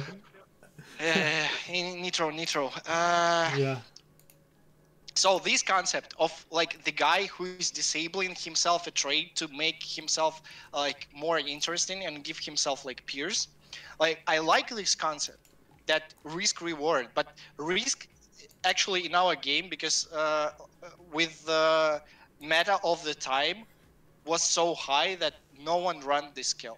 But I actually like the concept of like, okay, I'm disabling my own trait to have some benefits. And I think we will have more of these interactions in the future, and Megaton to the enemy like actually interesting. That's Yes, exciting.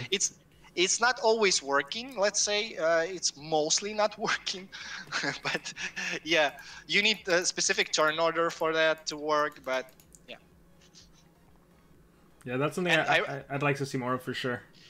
I remember when we started to experiment with these kind of weird mechanics when we added like these Grumpex and Zamilion, and we did like them like super synergetic, Yeah. where one is giving uh, light weakness and the other one is attacker, but then the other one can give skill mirrors, and then they all together they work very good. But actually, no one first. It took players quite a while to spot this and spot these interactions, and I was like actually doing them with Ramtar, the team with Ramtar, Zamilion, and Grumpex, and it was very good because like all the turn transfer skill mirrors, and you can like get lots of turns and have a combo. But you need super specific turn order, then you need super specific, and like no one actually, because meta at the time was super oppressed by the Talassa and things. No one even cared like to try this combo because it's working like one of the 3 times, and you don't want to run this just because of that. But for any other, it's just fun to use it. And like, yeah, sometimes we are trying to do this weird kind of stuff just because we like the ideas. But I believe that this mythic introduction will give us more opportunities to do these kind of things. Yeah, I hope so. Because I even saw that as early as like Rosigan and Quixote, where it's like I think he can give himself triple damage, but he might get possessed. But then Rosigan can give him an extra turn and remove the negative effect, and it's like, hey, that's awesome. But then he got nerfed, and now he removes the triple damage, and it's like, no, Rossi, why? But I mean, that's another story for another hour live stream. Here's an interesting question by LOL and Penguin. What is your thought process when designing a monster? I guess it depends on Yeah, go for it. Well, I think the thought process is first, what is it like, how we approach it. Like, I will give you a bit of details. Like, first we look at the distribution of different monsters in the meta. So we take this into account. Which monsters are currently meta, which monsters we have like distributed, for example, and then we see which element could use more. For example, we are lacking, for example, possessor in the element that counters certain strategies, and then we're taking this basic concept, for example, and then we look at the books as well like that. So we're taking this basic concept of, okay, we need this one, we need, for example, fire attacker with extra turns, and then we need it in the underworld book and in the winged book, and we are passing it to our artists. They're taking this information and trying to support it with their art, and then they will bring us the art, the concepts, And we're starting to like looking at the concepts, we're starting to think, okay, on one hand we have something that we need in our meta to for the monster to shine or like to support some of our vision. For example, like, okay, we know that this kind of team is super oppressive and we want to counter it in some way, or maybe we see that in team wars some of the uh, like some of these spots could be changed, and maybe some of the spots are using old monsters for some books. And then we see, okay, that's an opportunity, and then we starting to put the skills, because we kind of know. And then we have like set of rules that I already told you, that we have not doing this, not doing Hmm. that, the attacks should be like that, the stats should be like that. We have balancing like sheets that allow us to see how it's shaped on different levels. For example, how are the stats doing on different levels, which are the status effects that we can apply there. Usually what I'm doing is I know that it's three of us, and again, a huge shout out to our like other designers, to my team. Uh, so what where I'm doing is I'm taking the monster and I'm taking all the skills that could be suitable for the design that I have, for the idea that I have. For example, I won't use like nanovirus on some like mage with the staff, because we can do that if we absolutely need nanovirus, but if it's not fitting to the character, like we're trying not to do that. Got it. And then we're trying to pursue like the role, what we discussed, how to fit it better with the role. So here you see Josh Dopp. For Josh Dopp, shields are working very good, Hmm. just because of that, because he's armored monster, and this shielding concept works. And then he's undead, that's why he's immune to sudden death. Yeah. And then he's immune to possession just because he's undead, etc. These things all come together when you design the monster along with the art. Yeah. I love when So that synergizes together. mm, I I guess I answered the question. If you want some clarifications, Yeah. So there's a please lot. go ahead. Here's a question I have. How ahead like do you have monsters planned? Like, is it month by month, or do you already have an idea for like for I know for December time we need to have these like winter themed monsters, and do you have ideas like maybe a giant book of sketches or no, you're not the art team, Uh, but of like just mm, notes jotting down or something? yeah, last year, this year we're because we changed a bit how we approach the process, and how we do all this. Uh, and right now we have a lot of things, and all these quarantine thing like affecting also.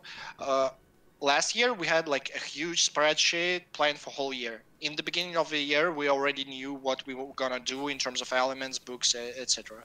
Wow.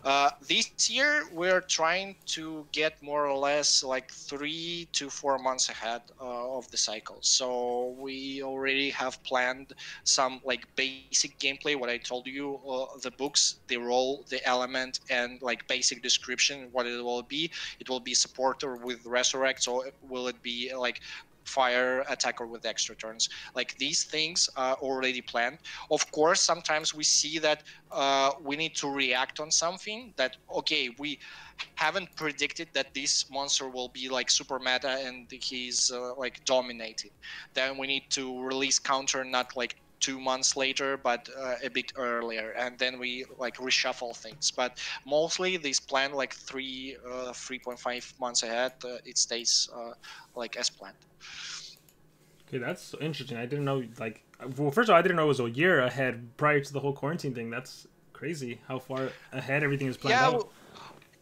of course, we changed the things here and there because sometimes we have like things happening. But yeah, mostly we knew that, okay, here we're releasing Pierce, here we're releasing Megaton, here we're releasing. We already knew the skills that we want to release here and there, and how we want to release monster with these skills and populate meta with them. That And is right now we have kind of similar thing. yeah, that's good to know. Cool. Here's an interesting question. I don't understand it. I saw it. I thought it was interesting. I'm like, I'm gonna ask you. Maybe you know. It's by levothyroxine hemispherectomy. Why do some mythics have dental issues? What? Like. Which ones? I have. That's what I was wondering. I wish I could have put a list. The next thing was like, is it perhaps that you guys are designing a dentist type monster to come and fix them? So Well, that's a cool idea. So yeah, if anyone in the chat, us? yes, chat. If there's Maybe. any mythic monster that has dental issues, I'm curious because I saw this. I'm like, mental note: go check all the mythics and look at their teeth. But that was an interesting, funny one. Yeah, that's a funny one. Something that comes up often, is trading. What are your thoughts on trading in Monster Legends? Do you mean trading cells or trading like monsters? I think mostly. Well, this is a comment from Hakim, and it's a introduce trading legendaries. But I think I've seen it like, why can't we trade all? Yeah, like mythics or anything, relics too. Just the concept of trading, I guess. Well, it comes to like these kind of weird things that first it's really hard to do this kind of things, so they're not again, it's pretty complex because it's hard to do them so they're not abused and exploited, and you need to limit these things because like just so the thing is, if you look at the like even history of video games and like even MMOs and other games that tried these trading concepts, and even like the games that has trading, sometimes these features are really hard to build because players always find the exploits to that. Yeah. So, for example, I have super easy obtention of certain cells because I'm like high-level players, and I can like share these cells with like low-level players because like and populate and again what we were discussing, removing from them this sense of I achieved that, and like. I don't mind personally trading per se, but I don't like players getting something without any effort, and that's the thing of the trading.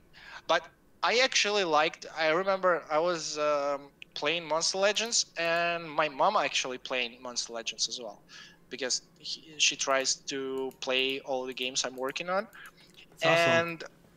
and she was collecting. I remember it was Makugan, and she was pretty close to craft her. And I said to her, like, you need to craft her. She's pretty good. And she said, but I have like something like 60, 76 cells. Can you help me with this? And this interaction of giving her like the cells that like additional 4 cells for her to craft, I love that because she didn't have any opportunities to get those cells at the moment, and I had them, spare cells, and I just shared cells with her, and she crafted them, the legendary. This interaction, but what I don't like is like giving the whole monster or giving like straight away the, I don't know, 100 cells. Yeah. That's a bit. That's why we have this system, cell system, and more or less, I'm quite happy with it. Yeah, it'd be equivalent to like I make a new account and I put it on my race team, which I know is gonna get a rank 4 mythic, and it's like it was literally just given to you. So how, like, you didn't earn it? It's like it's not the same. You're not gonna feel like you want to keep playing. Yeah, you're gonna beat everyone in the early stages because you have this ranked up monster. So when I see people trading, I like the idea of trading. I like how I wish we could trade a little more cells and stuff. But then I also see like if I could just give you a legendary, it's too easy, and I also don't like the too easy route. We like it hardcore. Yeah. So I found the monsters with the bad teeth. Zorky's one of them. Quetzalcoatl, people said. I think. Yeah. Well, definitely Zorky is because I'm seeing him right now. So that's funny. Yeah, that comment stood out to me. I'm like, okay, I gotta check that out. All right, let Okay, me I will give this idea actually to our artist to make a a dentist monster dentist. because we don't have dentist monster, and I think they could come up with something super cool like this torturing dentist. You know, like torture, like we have in our games that applies a lot of tortures. Because I remember when I was kid, like actual machines were not that good as now, and it was actual It torture. was like literal So torture. Yeah. kind of It interesting. Yeah, it's I will share it totally. okay. It's cool that potentially a monster came out of this live stream. Potentially. So this is cool. Since you brought up torture, one of the things I also see is like any thoughts on a new torture because we have, now we have one for every element, I believe.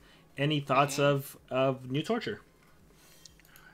I would love to add additional things, but again, right now we need to like do a mythics meta, like to go with a mythics meta with the tools that we have right now, and we know that how they work because like it it's actually to um, a bit difficult to release right now some new skills and new things because right now we're looking at the data and all the stuff related to mythics themselves. We already know how the things working, and it's easier for us to spot some things that are wrong or right when we're not introducing something new to the because when you're introducing something new to the game, it has this concept of learning curve, right? Hmm. The players not using it to the full extent from the beginning, and then you start to realize that in 1 month it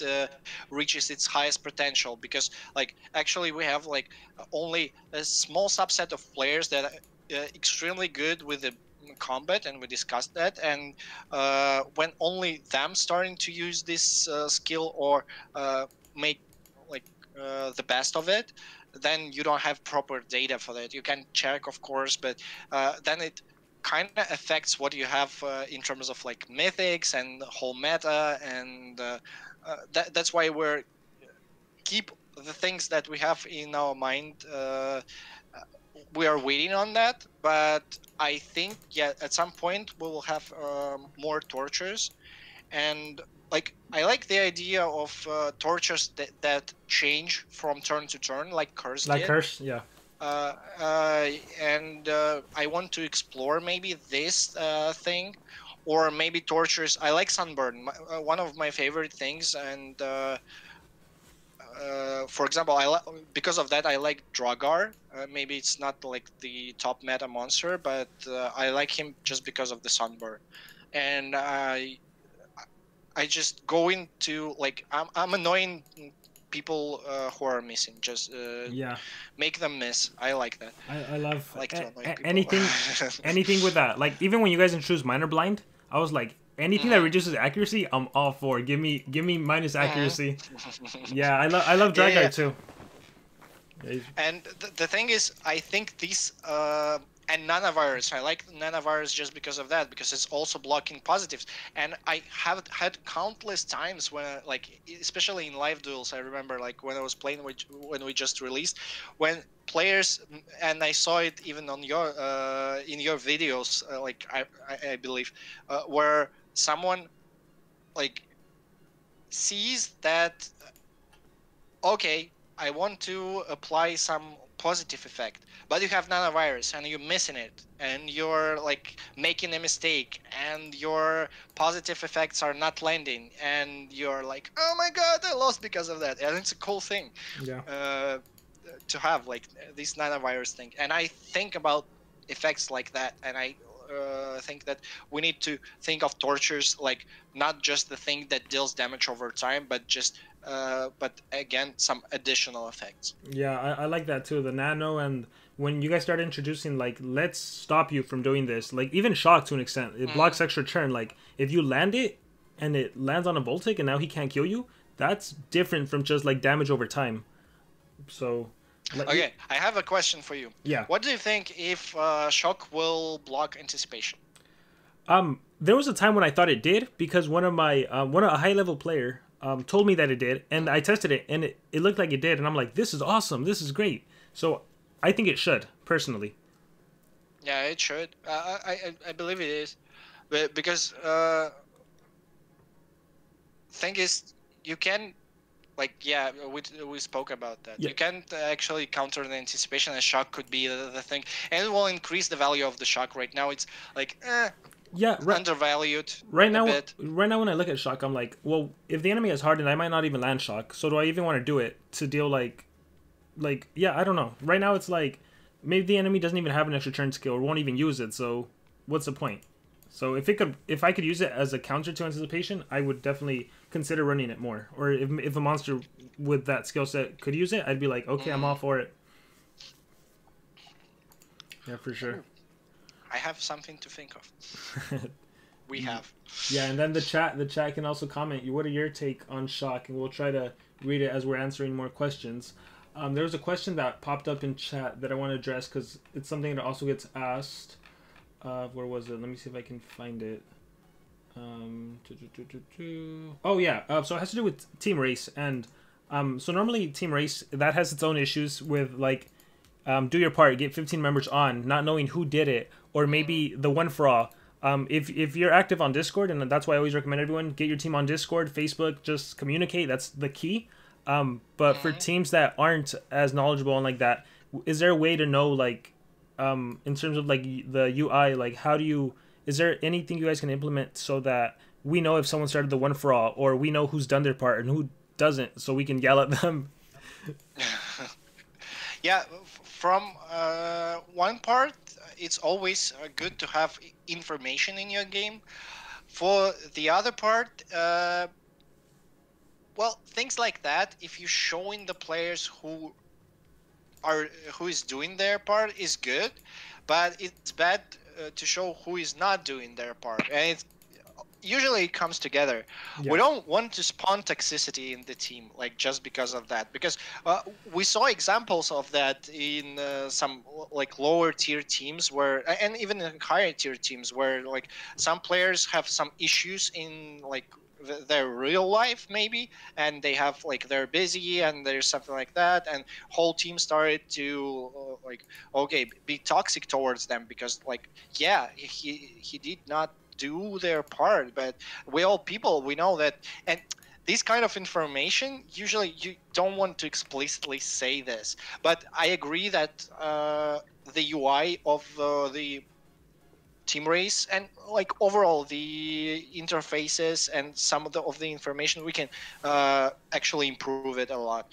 And again, I'm giving a shout out to all the team members, like one by one. But our UI designer, she's a very talented person, and I believe she's really into the project and she wants to improve everything, like everything. She's like tackling Awesome. here and there, and like all the things that you see improved in our game, she's doing that. So I believe we have it all, like even like some of it planned, and she's doing like all the events. And probably you've seen the Legends Pass and the interfaces there and the information you're getting from Legends Pass. They're beautiful. They're like much more, let's say, they look like a contemporary game, not like a Facebook game. So sometimes you see some things in our game that look like old Facebook games, and we actually want to improve it and give more information to the players. Yeah, I have noticed that there is a lot more information. Like you can click on the chest and it'll give you percentages. One of the biggest things that I meant to mention in a video, and then maybe I did, but the whole roulette respinning. For a long time, a lot of players thought that you could pay a gem and you stack the rewards. So now it literally says something like change reward or something. So that, like just that little change is so monumental, especially for new players. So those little things like I love, and I'm pretty sure the community notices too, where it's like this is a game changer in the sense of like now players aren't going to spend 20 gems thinking they can get like 10,000 challenge coins for 72-hour challenge or something like that. Yeah, quality of life features, we call it. Like they're kind of small, but impacting in a way. Yeah, the thing you mentioned on, I see that part of kind of pointing out who isn't doing your part. To an extent, we kind of still see it with the points. I know my team is someone that at the end of the day we track points, so we see if there's a change or not. But yeah, so and then like no one wants to be number 30 like day 3 into the race, only not even qualified for the 300 points. So yeah. Yeah, this social pressure. To be honest, myself, I quit playing in the alliance just because of that. Because I'm quite often busy with my work and with all this stuff. And some players, like I engage with some players, and they say, "Okay, go and play team race with the top alliance." I can't. Like I don't have this amount. Like I don't want to let down my team, and at the same time, I cannot be sure that I want to do this, because like sometimes I'm busy, I have a call or I have something to do like super like important on my work, and I'm just missing the day, and then I have like all these messages in the chat. That's why I quit the alliance. I said like, guys, sorry, but like I will go solo from now on. And I have like a super nice alliance right now where it's me and my mother, and I'm helping her playing. That's awesome. That's it. I love Yeah, that. because it was really, and I understand that for many players it's the same. It's the social pressure and like this peers pressure during the team race, where you don't want. So we want to find, if we give in additional information, we want to find kind of a middle ground between giving too much information and not spawning this toxic behavior towards the players who are like not performing as good as others. Yeah, it's definitely a challenge. Like, it's a challenge for sure. Like, even we try our best to communicate everything offline, so we don't have to focus so much on the game. And stuff comes up. Sometimes you can't play, and there's nothing you really can do other than say I'm sorry and hope you're still on the team. One of the other things with the team, and this is mostly for newer players that aren't aware. There's a lot of exploitation that happens with teams on global being like, "Hey, I'll make you lead if you skip for 200 gems," and even to this day, like I get comments from players saying, "Hey, Armor, they kicked me out of this. Is there anything that can be done?" So is there like, so I'll start by giving like what I think is a solution. During the duration of team race, is it possible to limit how many times a lead can kick a player, like to twice or something, to where it's like a team a lead would literally have to think about whether or not they want to remove a player? Or well, but it will limit the issue, but the issue will still persist. That's the problem. I understand that leads should have the opportunity to kick players, but sometimes they exploit it. And well, yeah, you can give some limitation, I think, but yeah, maybe it will make less of these players who were kicked during the race, and but you will still get the same comments, and the players will still exploit it. Okay, so I know one of the things, so like a anti to what I said was like, I would hate to be a lead and then I have a player joins and they do their part and I can't kick them out and then they stop after day 1. So I would hate that. So I see the reason why leads should be able to kick. Maybe like a notification showing like this team has kicked 10 players in the past 2 days. Like that's a red flag. So that way the player can make the decision without limiting the lead's ability to remove. So now if I'm a player and I'm like, wait a minute, this lead has kicked 10 players in the last day. I'm not joining this team. Let me join a team that hasn't kicked or kicked 1 or 2. So I would love to find it. Yeah, because I still, like, it saddens me when I see someone say, like, I'm quitting the game because I lost my rewards and I spent my 200 gems that I did free to play. Like, that sucks so much. So, I would love to see something there. But at the same time, you spawn in this kind of weird situation where the team lead decided, okay, it's time to do, like, to start a new life, to kick all the, players who are not playing and create a good alliance. And one day he's kicking all the players, and then no one wants to join him because he decided to start new life, and it's shown everywhere that he's kicked like half of his alliance. Oh no, I was thinking it doesn't follow the player, but it follows the team name. So like right now, if Armor's team kicked out, if our lead right now decided to kick out 10 players, it would show Armor Given Alliance remove 10 players or something. Yeah, but that's what I'm saying. Like this alliance decided to. They have 10 players who are like active and good, and they're playing and they're enjoying playing together. But then they have 20 people that are just not playing, and they decide, okay, right now we need to like they discuss it and they Oh, I see. decide, okay, we need to kick these 20 players and find new Yeah. good ones that we will enjoy to play with, and then no one wants to join this alliance. But yeah, that's the uh, like again the balancing act, Yeah, yeah. that you want to give the information, but then you don't want to like spawn some like unwanted behaviors. Yeah, I'm watching it I The name. I call. Mythic Firestar. Sorry, Yeah. Mythic Firestar. I have problem with his name. I have problem with a lot Qualcel of names. Croc. Yeah. Qualcel. I have problem with a lot of names. Uh, It's okay. It's okay. So I'm watching his teeth, and yeah, he has some problems. Yeah, the team race exploitation that gets out of hand. And I definitely see it. I'm thinking back to my new account. There's a lot of inactives that yeah the team does kick players, and it's like I wouldn't want them to be punished for kicking players because they have to because they need actually active players. It's a huge balancing act. Let's see. Could there be? This is from Chinchilla.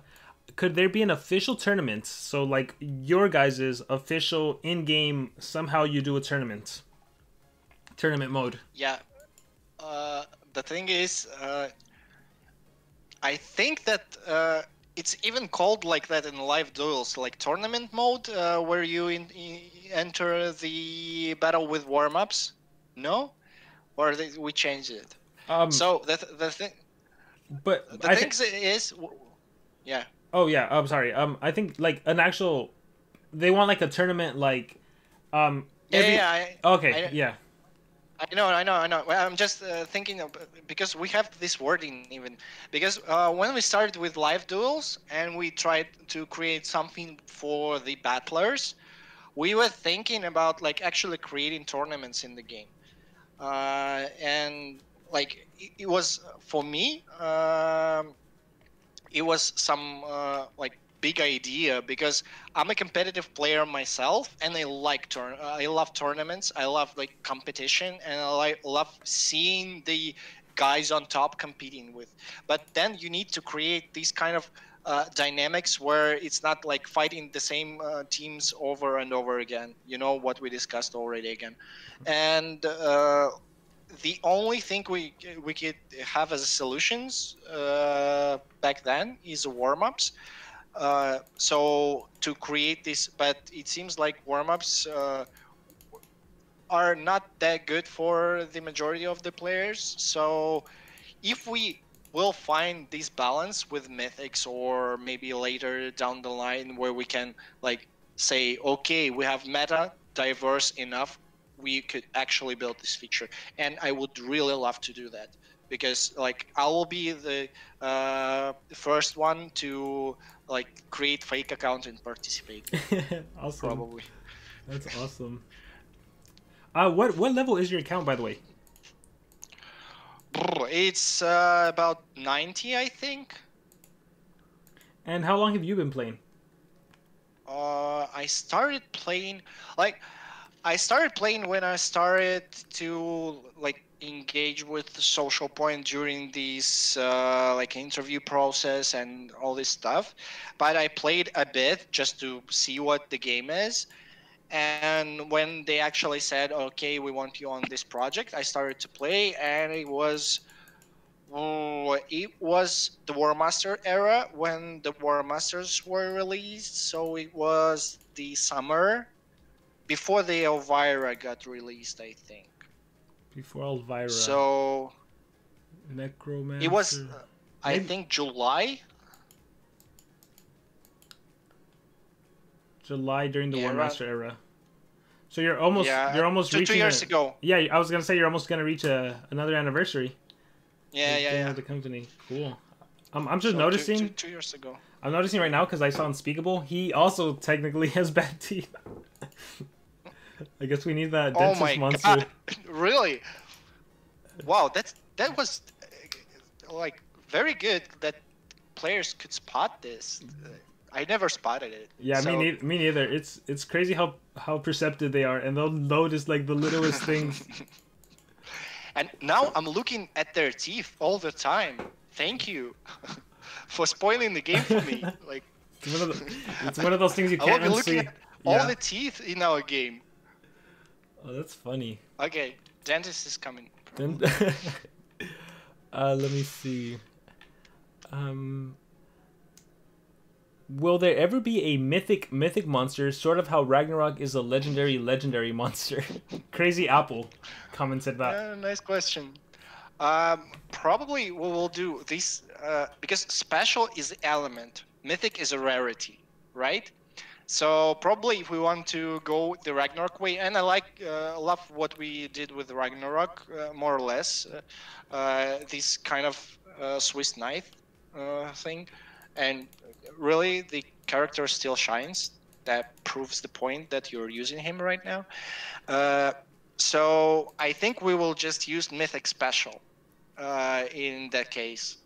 So it will be like special is an element, is a proper element. We won't create new element that is mythic and then do a mythic. But yeah, it's possible. But yeah, what I told you about families, it will come probably later. Okay, that's good to know. Yeah, I figured it like I feel like down the line a lot of stuff will be experimented with, so that's good. So I know we kind of talked about events earlier in the stream. But Daikon Senpai wants to know, will there be different events other than mazes, races, progressive islands, and breeding events? Anything in the works? Yes. Yes. Yes, of course. You probably have seen, and we trying to experiment with the events all the time.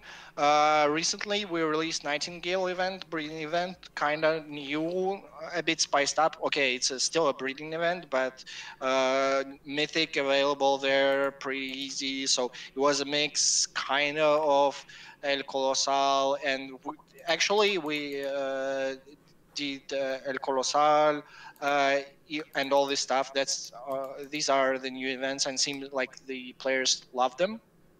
So, and we will keep experimenting for sure with the events, and like our discussion about the Titan invasion and about all these kind of things that we would love to see at some point in our game.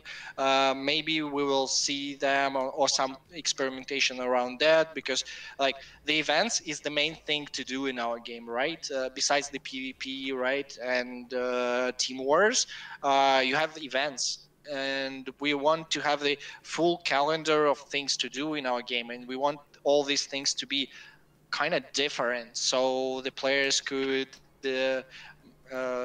engage with a maze and have one experience there, and then jump into the team race and have this peer pressure and social interactions, and then jump in some other event that will provide them with more like maybe combat centric experience. So yeah, we're actually love to experiment with the battles, with the events. That's good to know. Yeah, I could tell that there's more events that have been. The Nightingale one was an interesting one because I didn't expect it to be that way, and I think it was really well received. So I'm assuming there will be more of that in the future. Let's see. Here's a question. I feel like this is one of those questions that could maybe send you on a rant, which is good, and so feel free. Red Joker 444. Where did you get such an amazing creative mind full of different and significant monsters?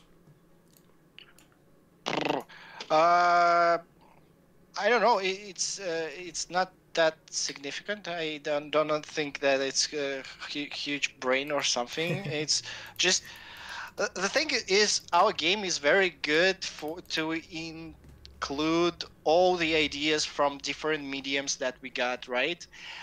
So like look at the Alien, for example. What is Alien's backstory? It's actually one of the Greek myths, mythos of Ariadne. but changed to fit our story and our lore. And if you look to the different monsters in our game and different ideas that we use, they're coming from inspirations from movies, from things that you watch, from the TV series, Hmm. from the I don't know, other games that we love. It just we're the same, like you guys. We're doing the same things. We're like human beings, let's say, and we're watching movies, and we have inspirations there. And sometimes we put these inspirations to you. You don't need to have like huge brain or something like that to do that. You just need to love things that you do, and sometimes think, oh, that's a neat idea. I can use it. Like I can change it a bit and use it in my game, that in the thing that I'm working on. So yeah, I think a lot of it not coming from just brain, but just get kind of getting a lot of content, like consuming a lot of content, like movies, games, just because we love that. That was a good answer. Yeah, I think a lot of time people think there's something special about a person, where it's like, not to say you're not special, but it's like it's a lot of what you No, I'm consume. not. It's a lot of that you consume, like your passion, everything that'll come out. Like yeah, like you said, you see is like who was it that when I was looking at the AMA, and it was like the inspiration for Hornet was like a motorcycle. Like that's interesting to me. Yeah, Yeah. yeah. That's the things where things we love, we put them into the game, right? Yeah, Carlos did his motorcycle in the game because he loves his motorcycle. And like for example, we have I don't know if we told this story, but actually Devastress, some of the skill names, the best skills of Devastress are the names of our mothers.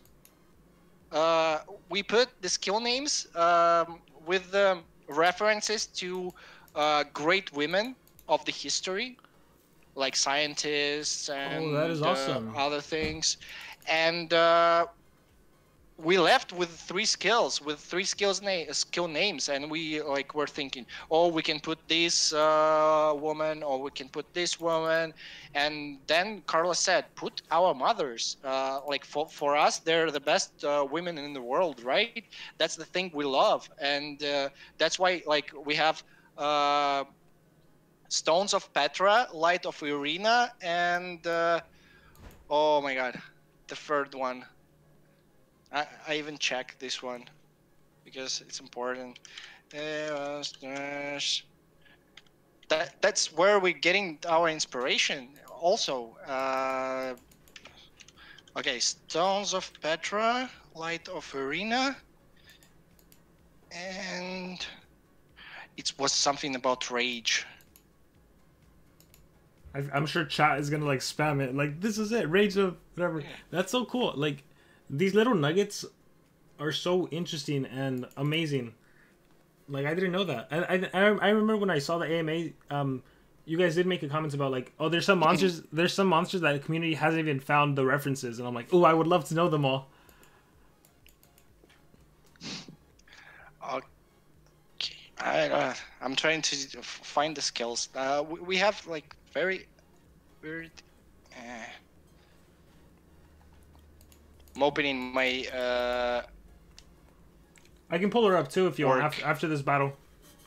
I just want to remember the Light of Elena, of course. Light of Elena, Stones of Petra, and Piece of Arena. Uh, these things, right? Oh, I can see some of the other developers in the chat. So I won't de-anonymize them, but yeah. Hey, we have and yeah. But by the way, regarding this person that I spotted right now, we have this cool thing that if anyone leaves the team for some reasons, maybe they join another team of other project or things like that, we created a monster with kind of references to this person. that's another inspiration because it's a friend of ours. It's a like big part of the team and the person who contributed to the our game. So one of the recent ones is Chavi Pete, for example, Yeah, and I'm assuming yeah. I think I know the person. When I saw him So, actually, when I saw his original skills names, I'm like, this sounds and then you have Rossi Uko, and then you have like other people that just and O'Reilly, you know, it's like we already told it in AMA. yeah. So the, other people inspire us as well. So yeah, that's kind of cool. Yeah, again, that's awesome that inspiration literally it comes from anywhere. So it's not like a special place. It can literally come from anywhere and the value you assign to it. At this point, I want the chat. Do you have any questions? The chat, if you want to ask, we have a 20-second delay, but feel free to spam the chat section, and we'll try to answer. Because I am seeing some repeat questions, but they could always just watch back the stream. Again, it's like we're approaching 2 hours 20 minutes, so time Yeah, flies. we need to wrap it up probably because like probably you are quite tired and I need to go cook a dinner. So yeah, if we have some like Yeah, let's. last few questions, we can answer them to reach like 2:30 mark Yeah, I and think that's then good. We can wrap do it up. 10 minutes, 10 minutes more. Let's see. Community base. Let's see. Is Potato Zeus ever going to be a monster? Um. Oh, what are your thoughts on Team Battlegrounds?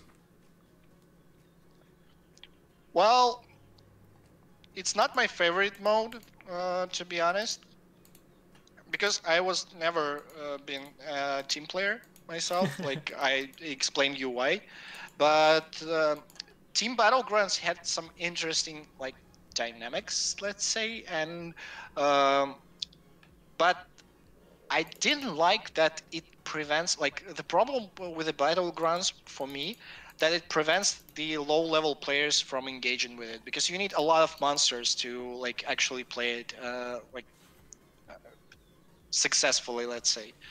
And if you have a team of 3 monsters and like you have 2 others and maybe you have like one pandakin, it's like you're not enjoying this mode. You start to enjoy this mode when you have like 200 monsters and you start to okay, I'm like I'm putting it here and there and there.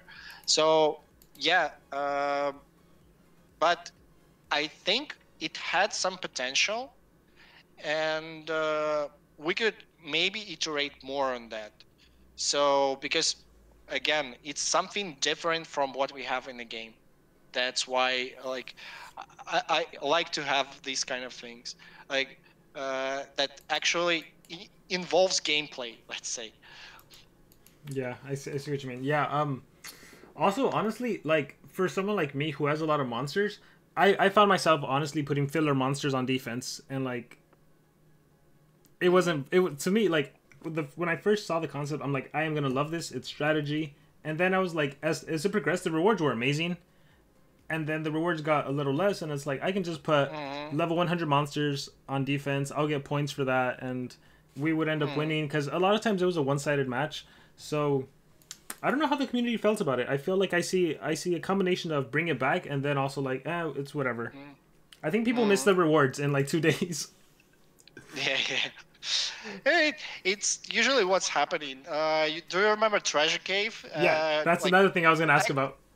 yeah, actually, I think the important thing that why the mode kind of flopped is because when we released it, it was like super good rewards, and then players kind of started to use that, and okay, it's good, and I want to get these rewards, but then the rewards got nerfed, and no one since then liked the mode because they remembered like the previous treasure cave, and it was like kind of meh. Yeah, What's it? I remember getting like runes 10 here, but right now I'm getting nothing almost. Come on.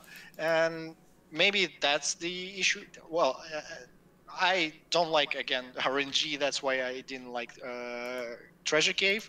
And doesn't include gameplay, but for team battlegrounds, I think we could have maybe some of the, like, it's about what we discussed in the beginning, that any failure, it's a learning. Yeah. And maybe like this team battlegrounds failure,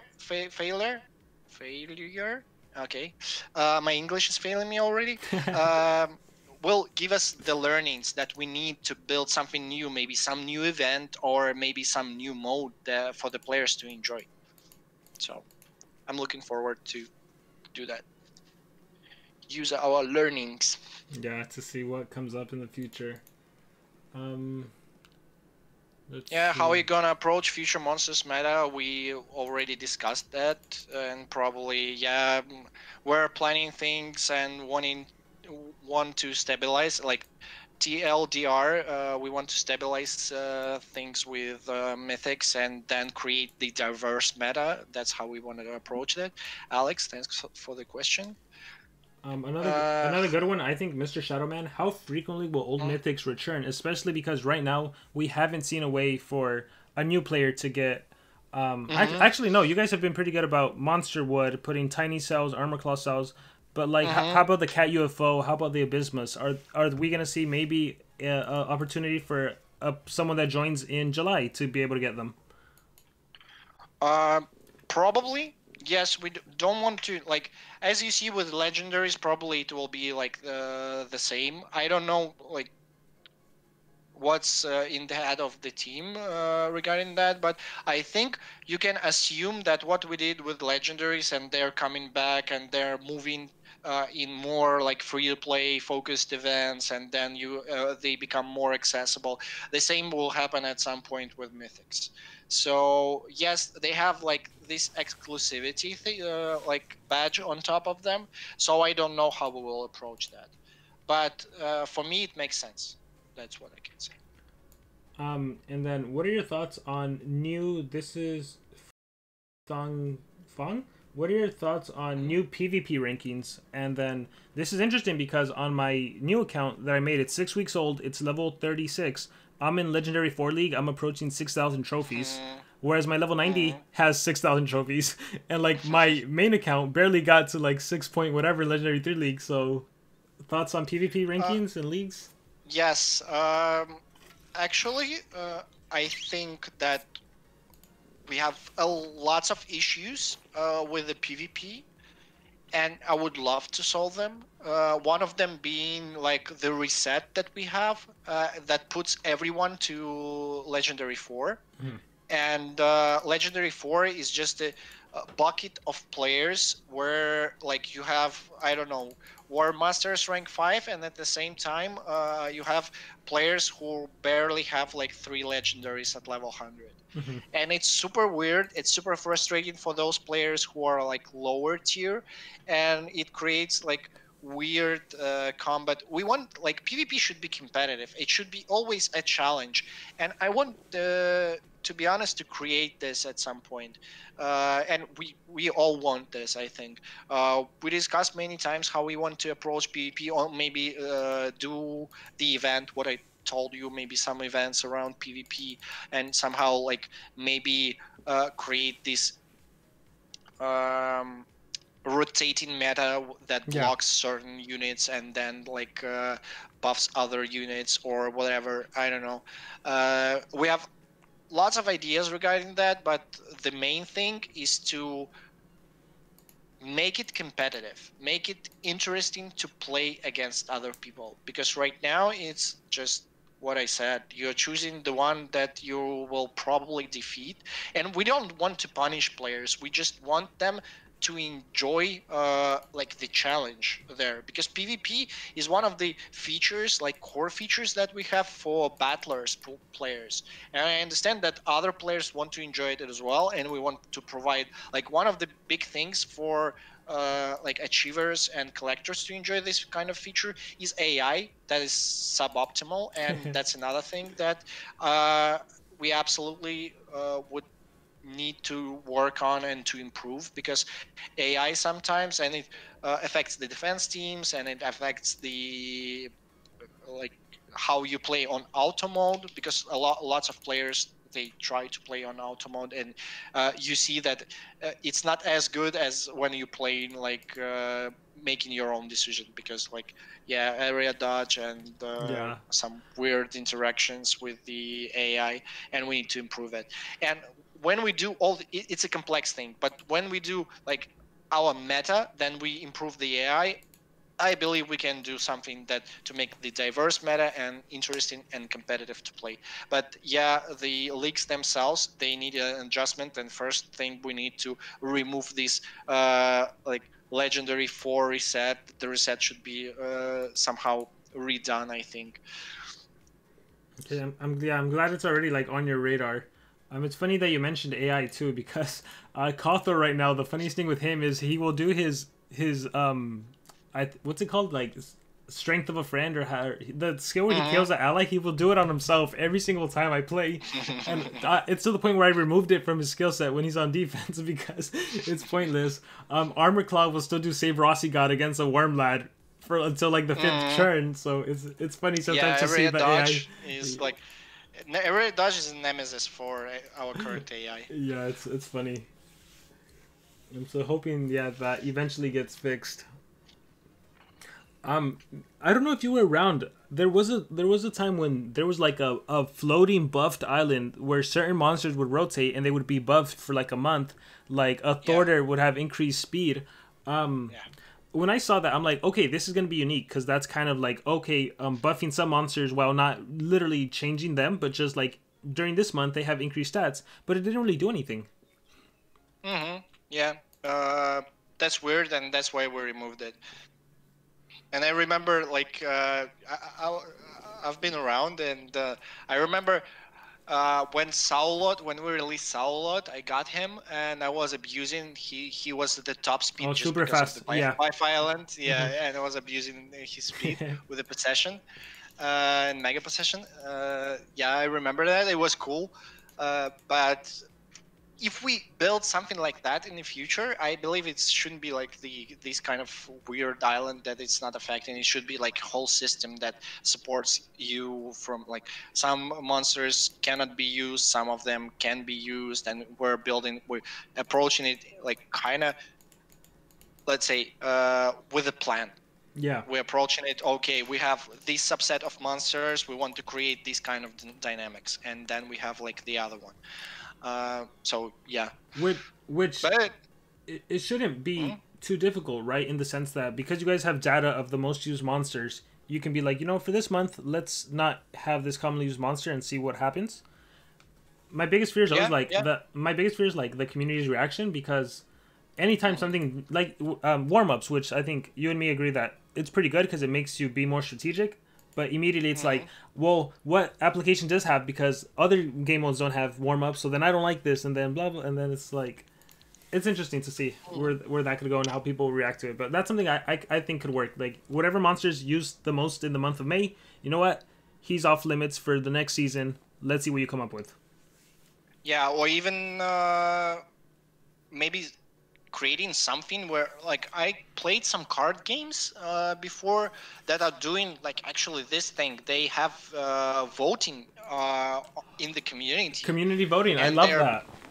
from the from community decides which monster should be banned for the next season of the competitive play. So, and yeah, it actually could work if you, and they even have it in the game, etc., etc. So we'll see. Maybe we will go this way. Maybe we'll go the other way. The possibilities are countless, actually, here. Yeah, they truly are. So we're approaching our 2:30 mark. Mm, I don't want to ask any of the question. I do want to show you something that I found, because you brought up card games, and mm. I played Hearthstone for a while. I loved Hearthstone too. I wish I would have kept playing that, and I could have even done like YouTube on that. I personally would love some type of ML card game. And with that being said, where is my? Let me. I'm seeing it. Fire Sword card. Yes. Okay. So let me pop it up so everyone can see it. So, it's tiny. Unlock. Okay, let me I make want it to check big. a text. for the card.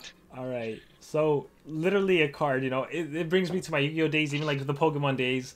Description: Fire and Claws. Firestar knows how to use his assets to turn his battle to his advantage. Having short arms doesn't matter if you can burn your victims. Special skill: Meteor Strike. Firestar invokes a rain of meteorites that devastate its enemies, burning and dazing them. Don't worry though, this is not an extinction level event. And then it has his life, his power, stamina. I don't know. Like I would love some sort of ML card game, mini game.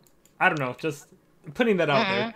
So Yeah, love card it's games. pretty difficult to do, to be honest. But we can, I don't know, side project, It's like future doing the game. card game. Yeah. So just leaving that out there for I don't know. So thank you so much. I'm gonna close the stream. Stay on.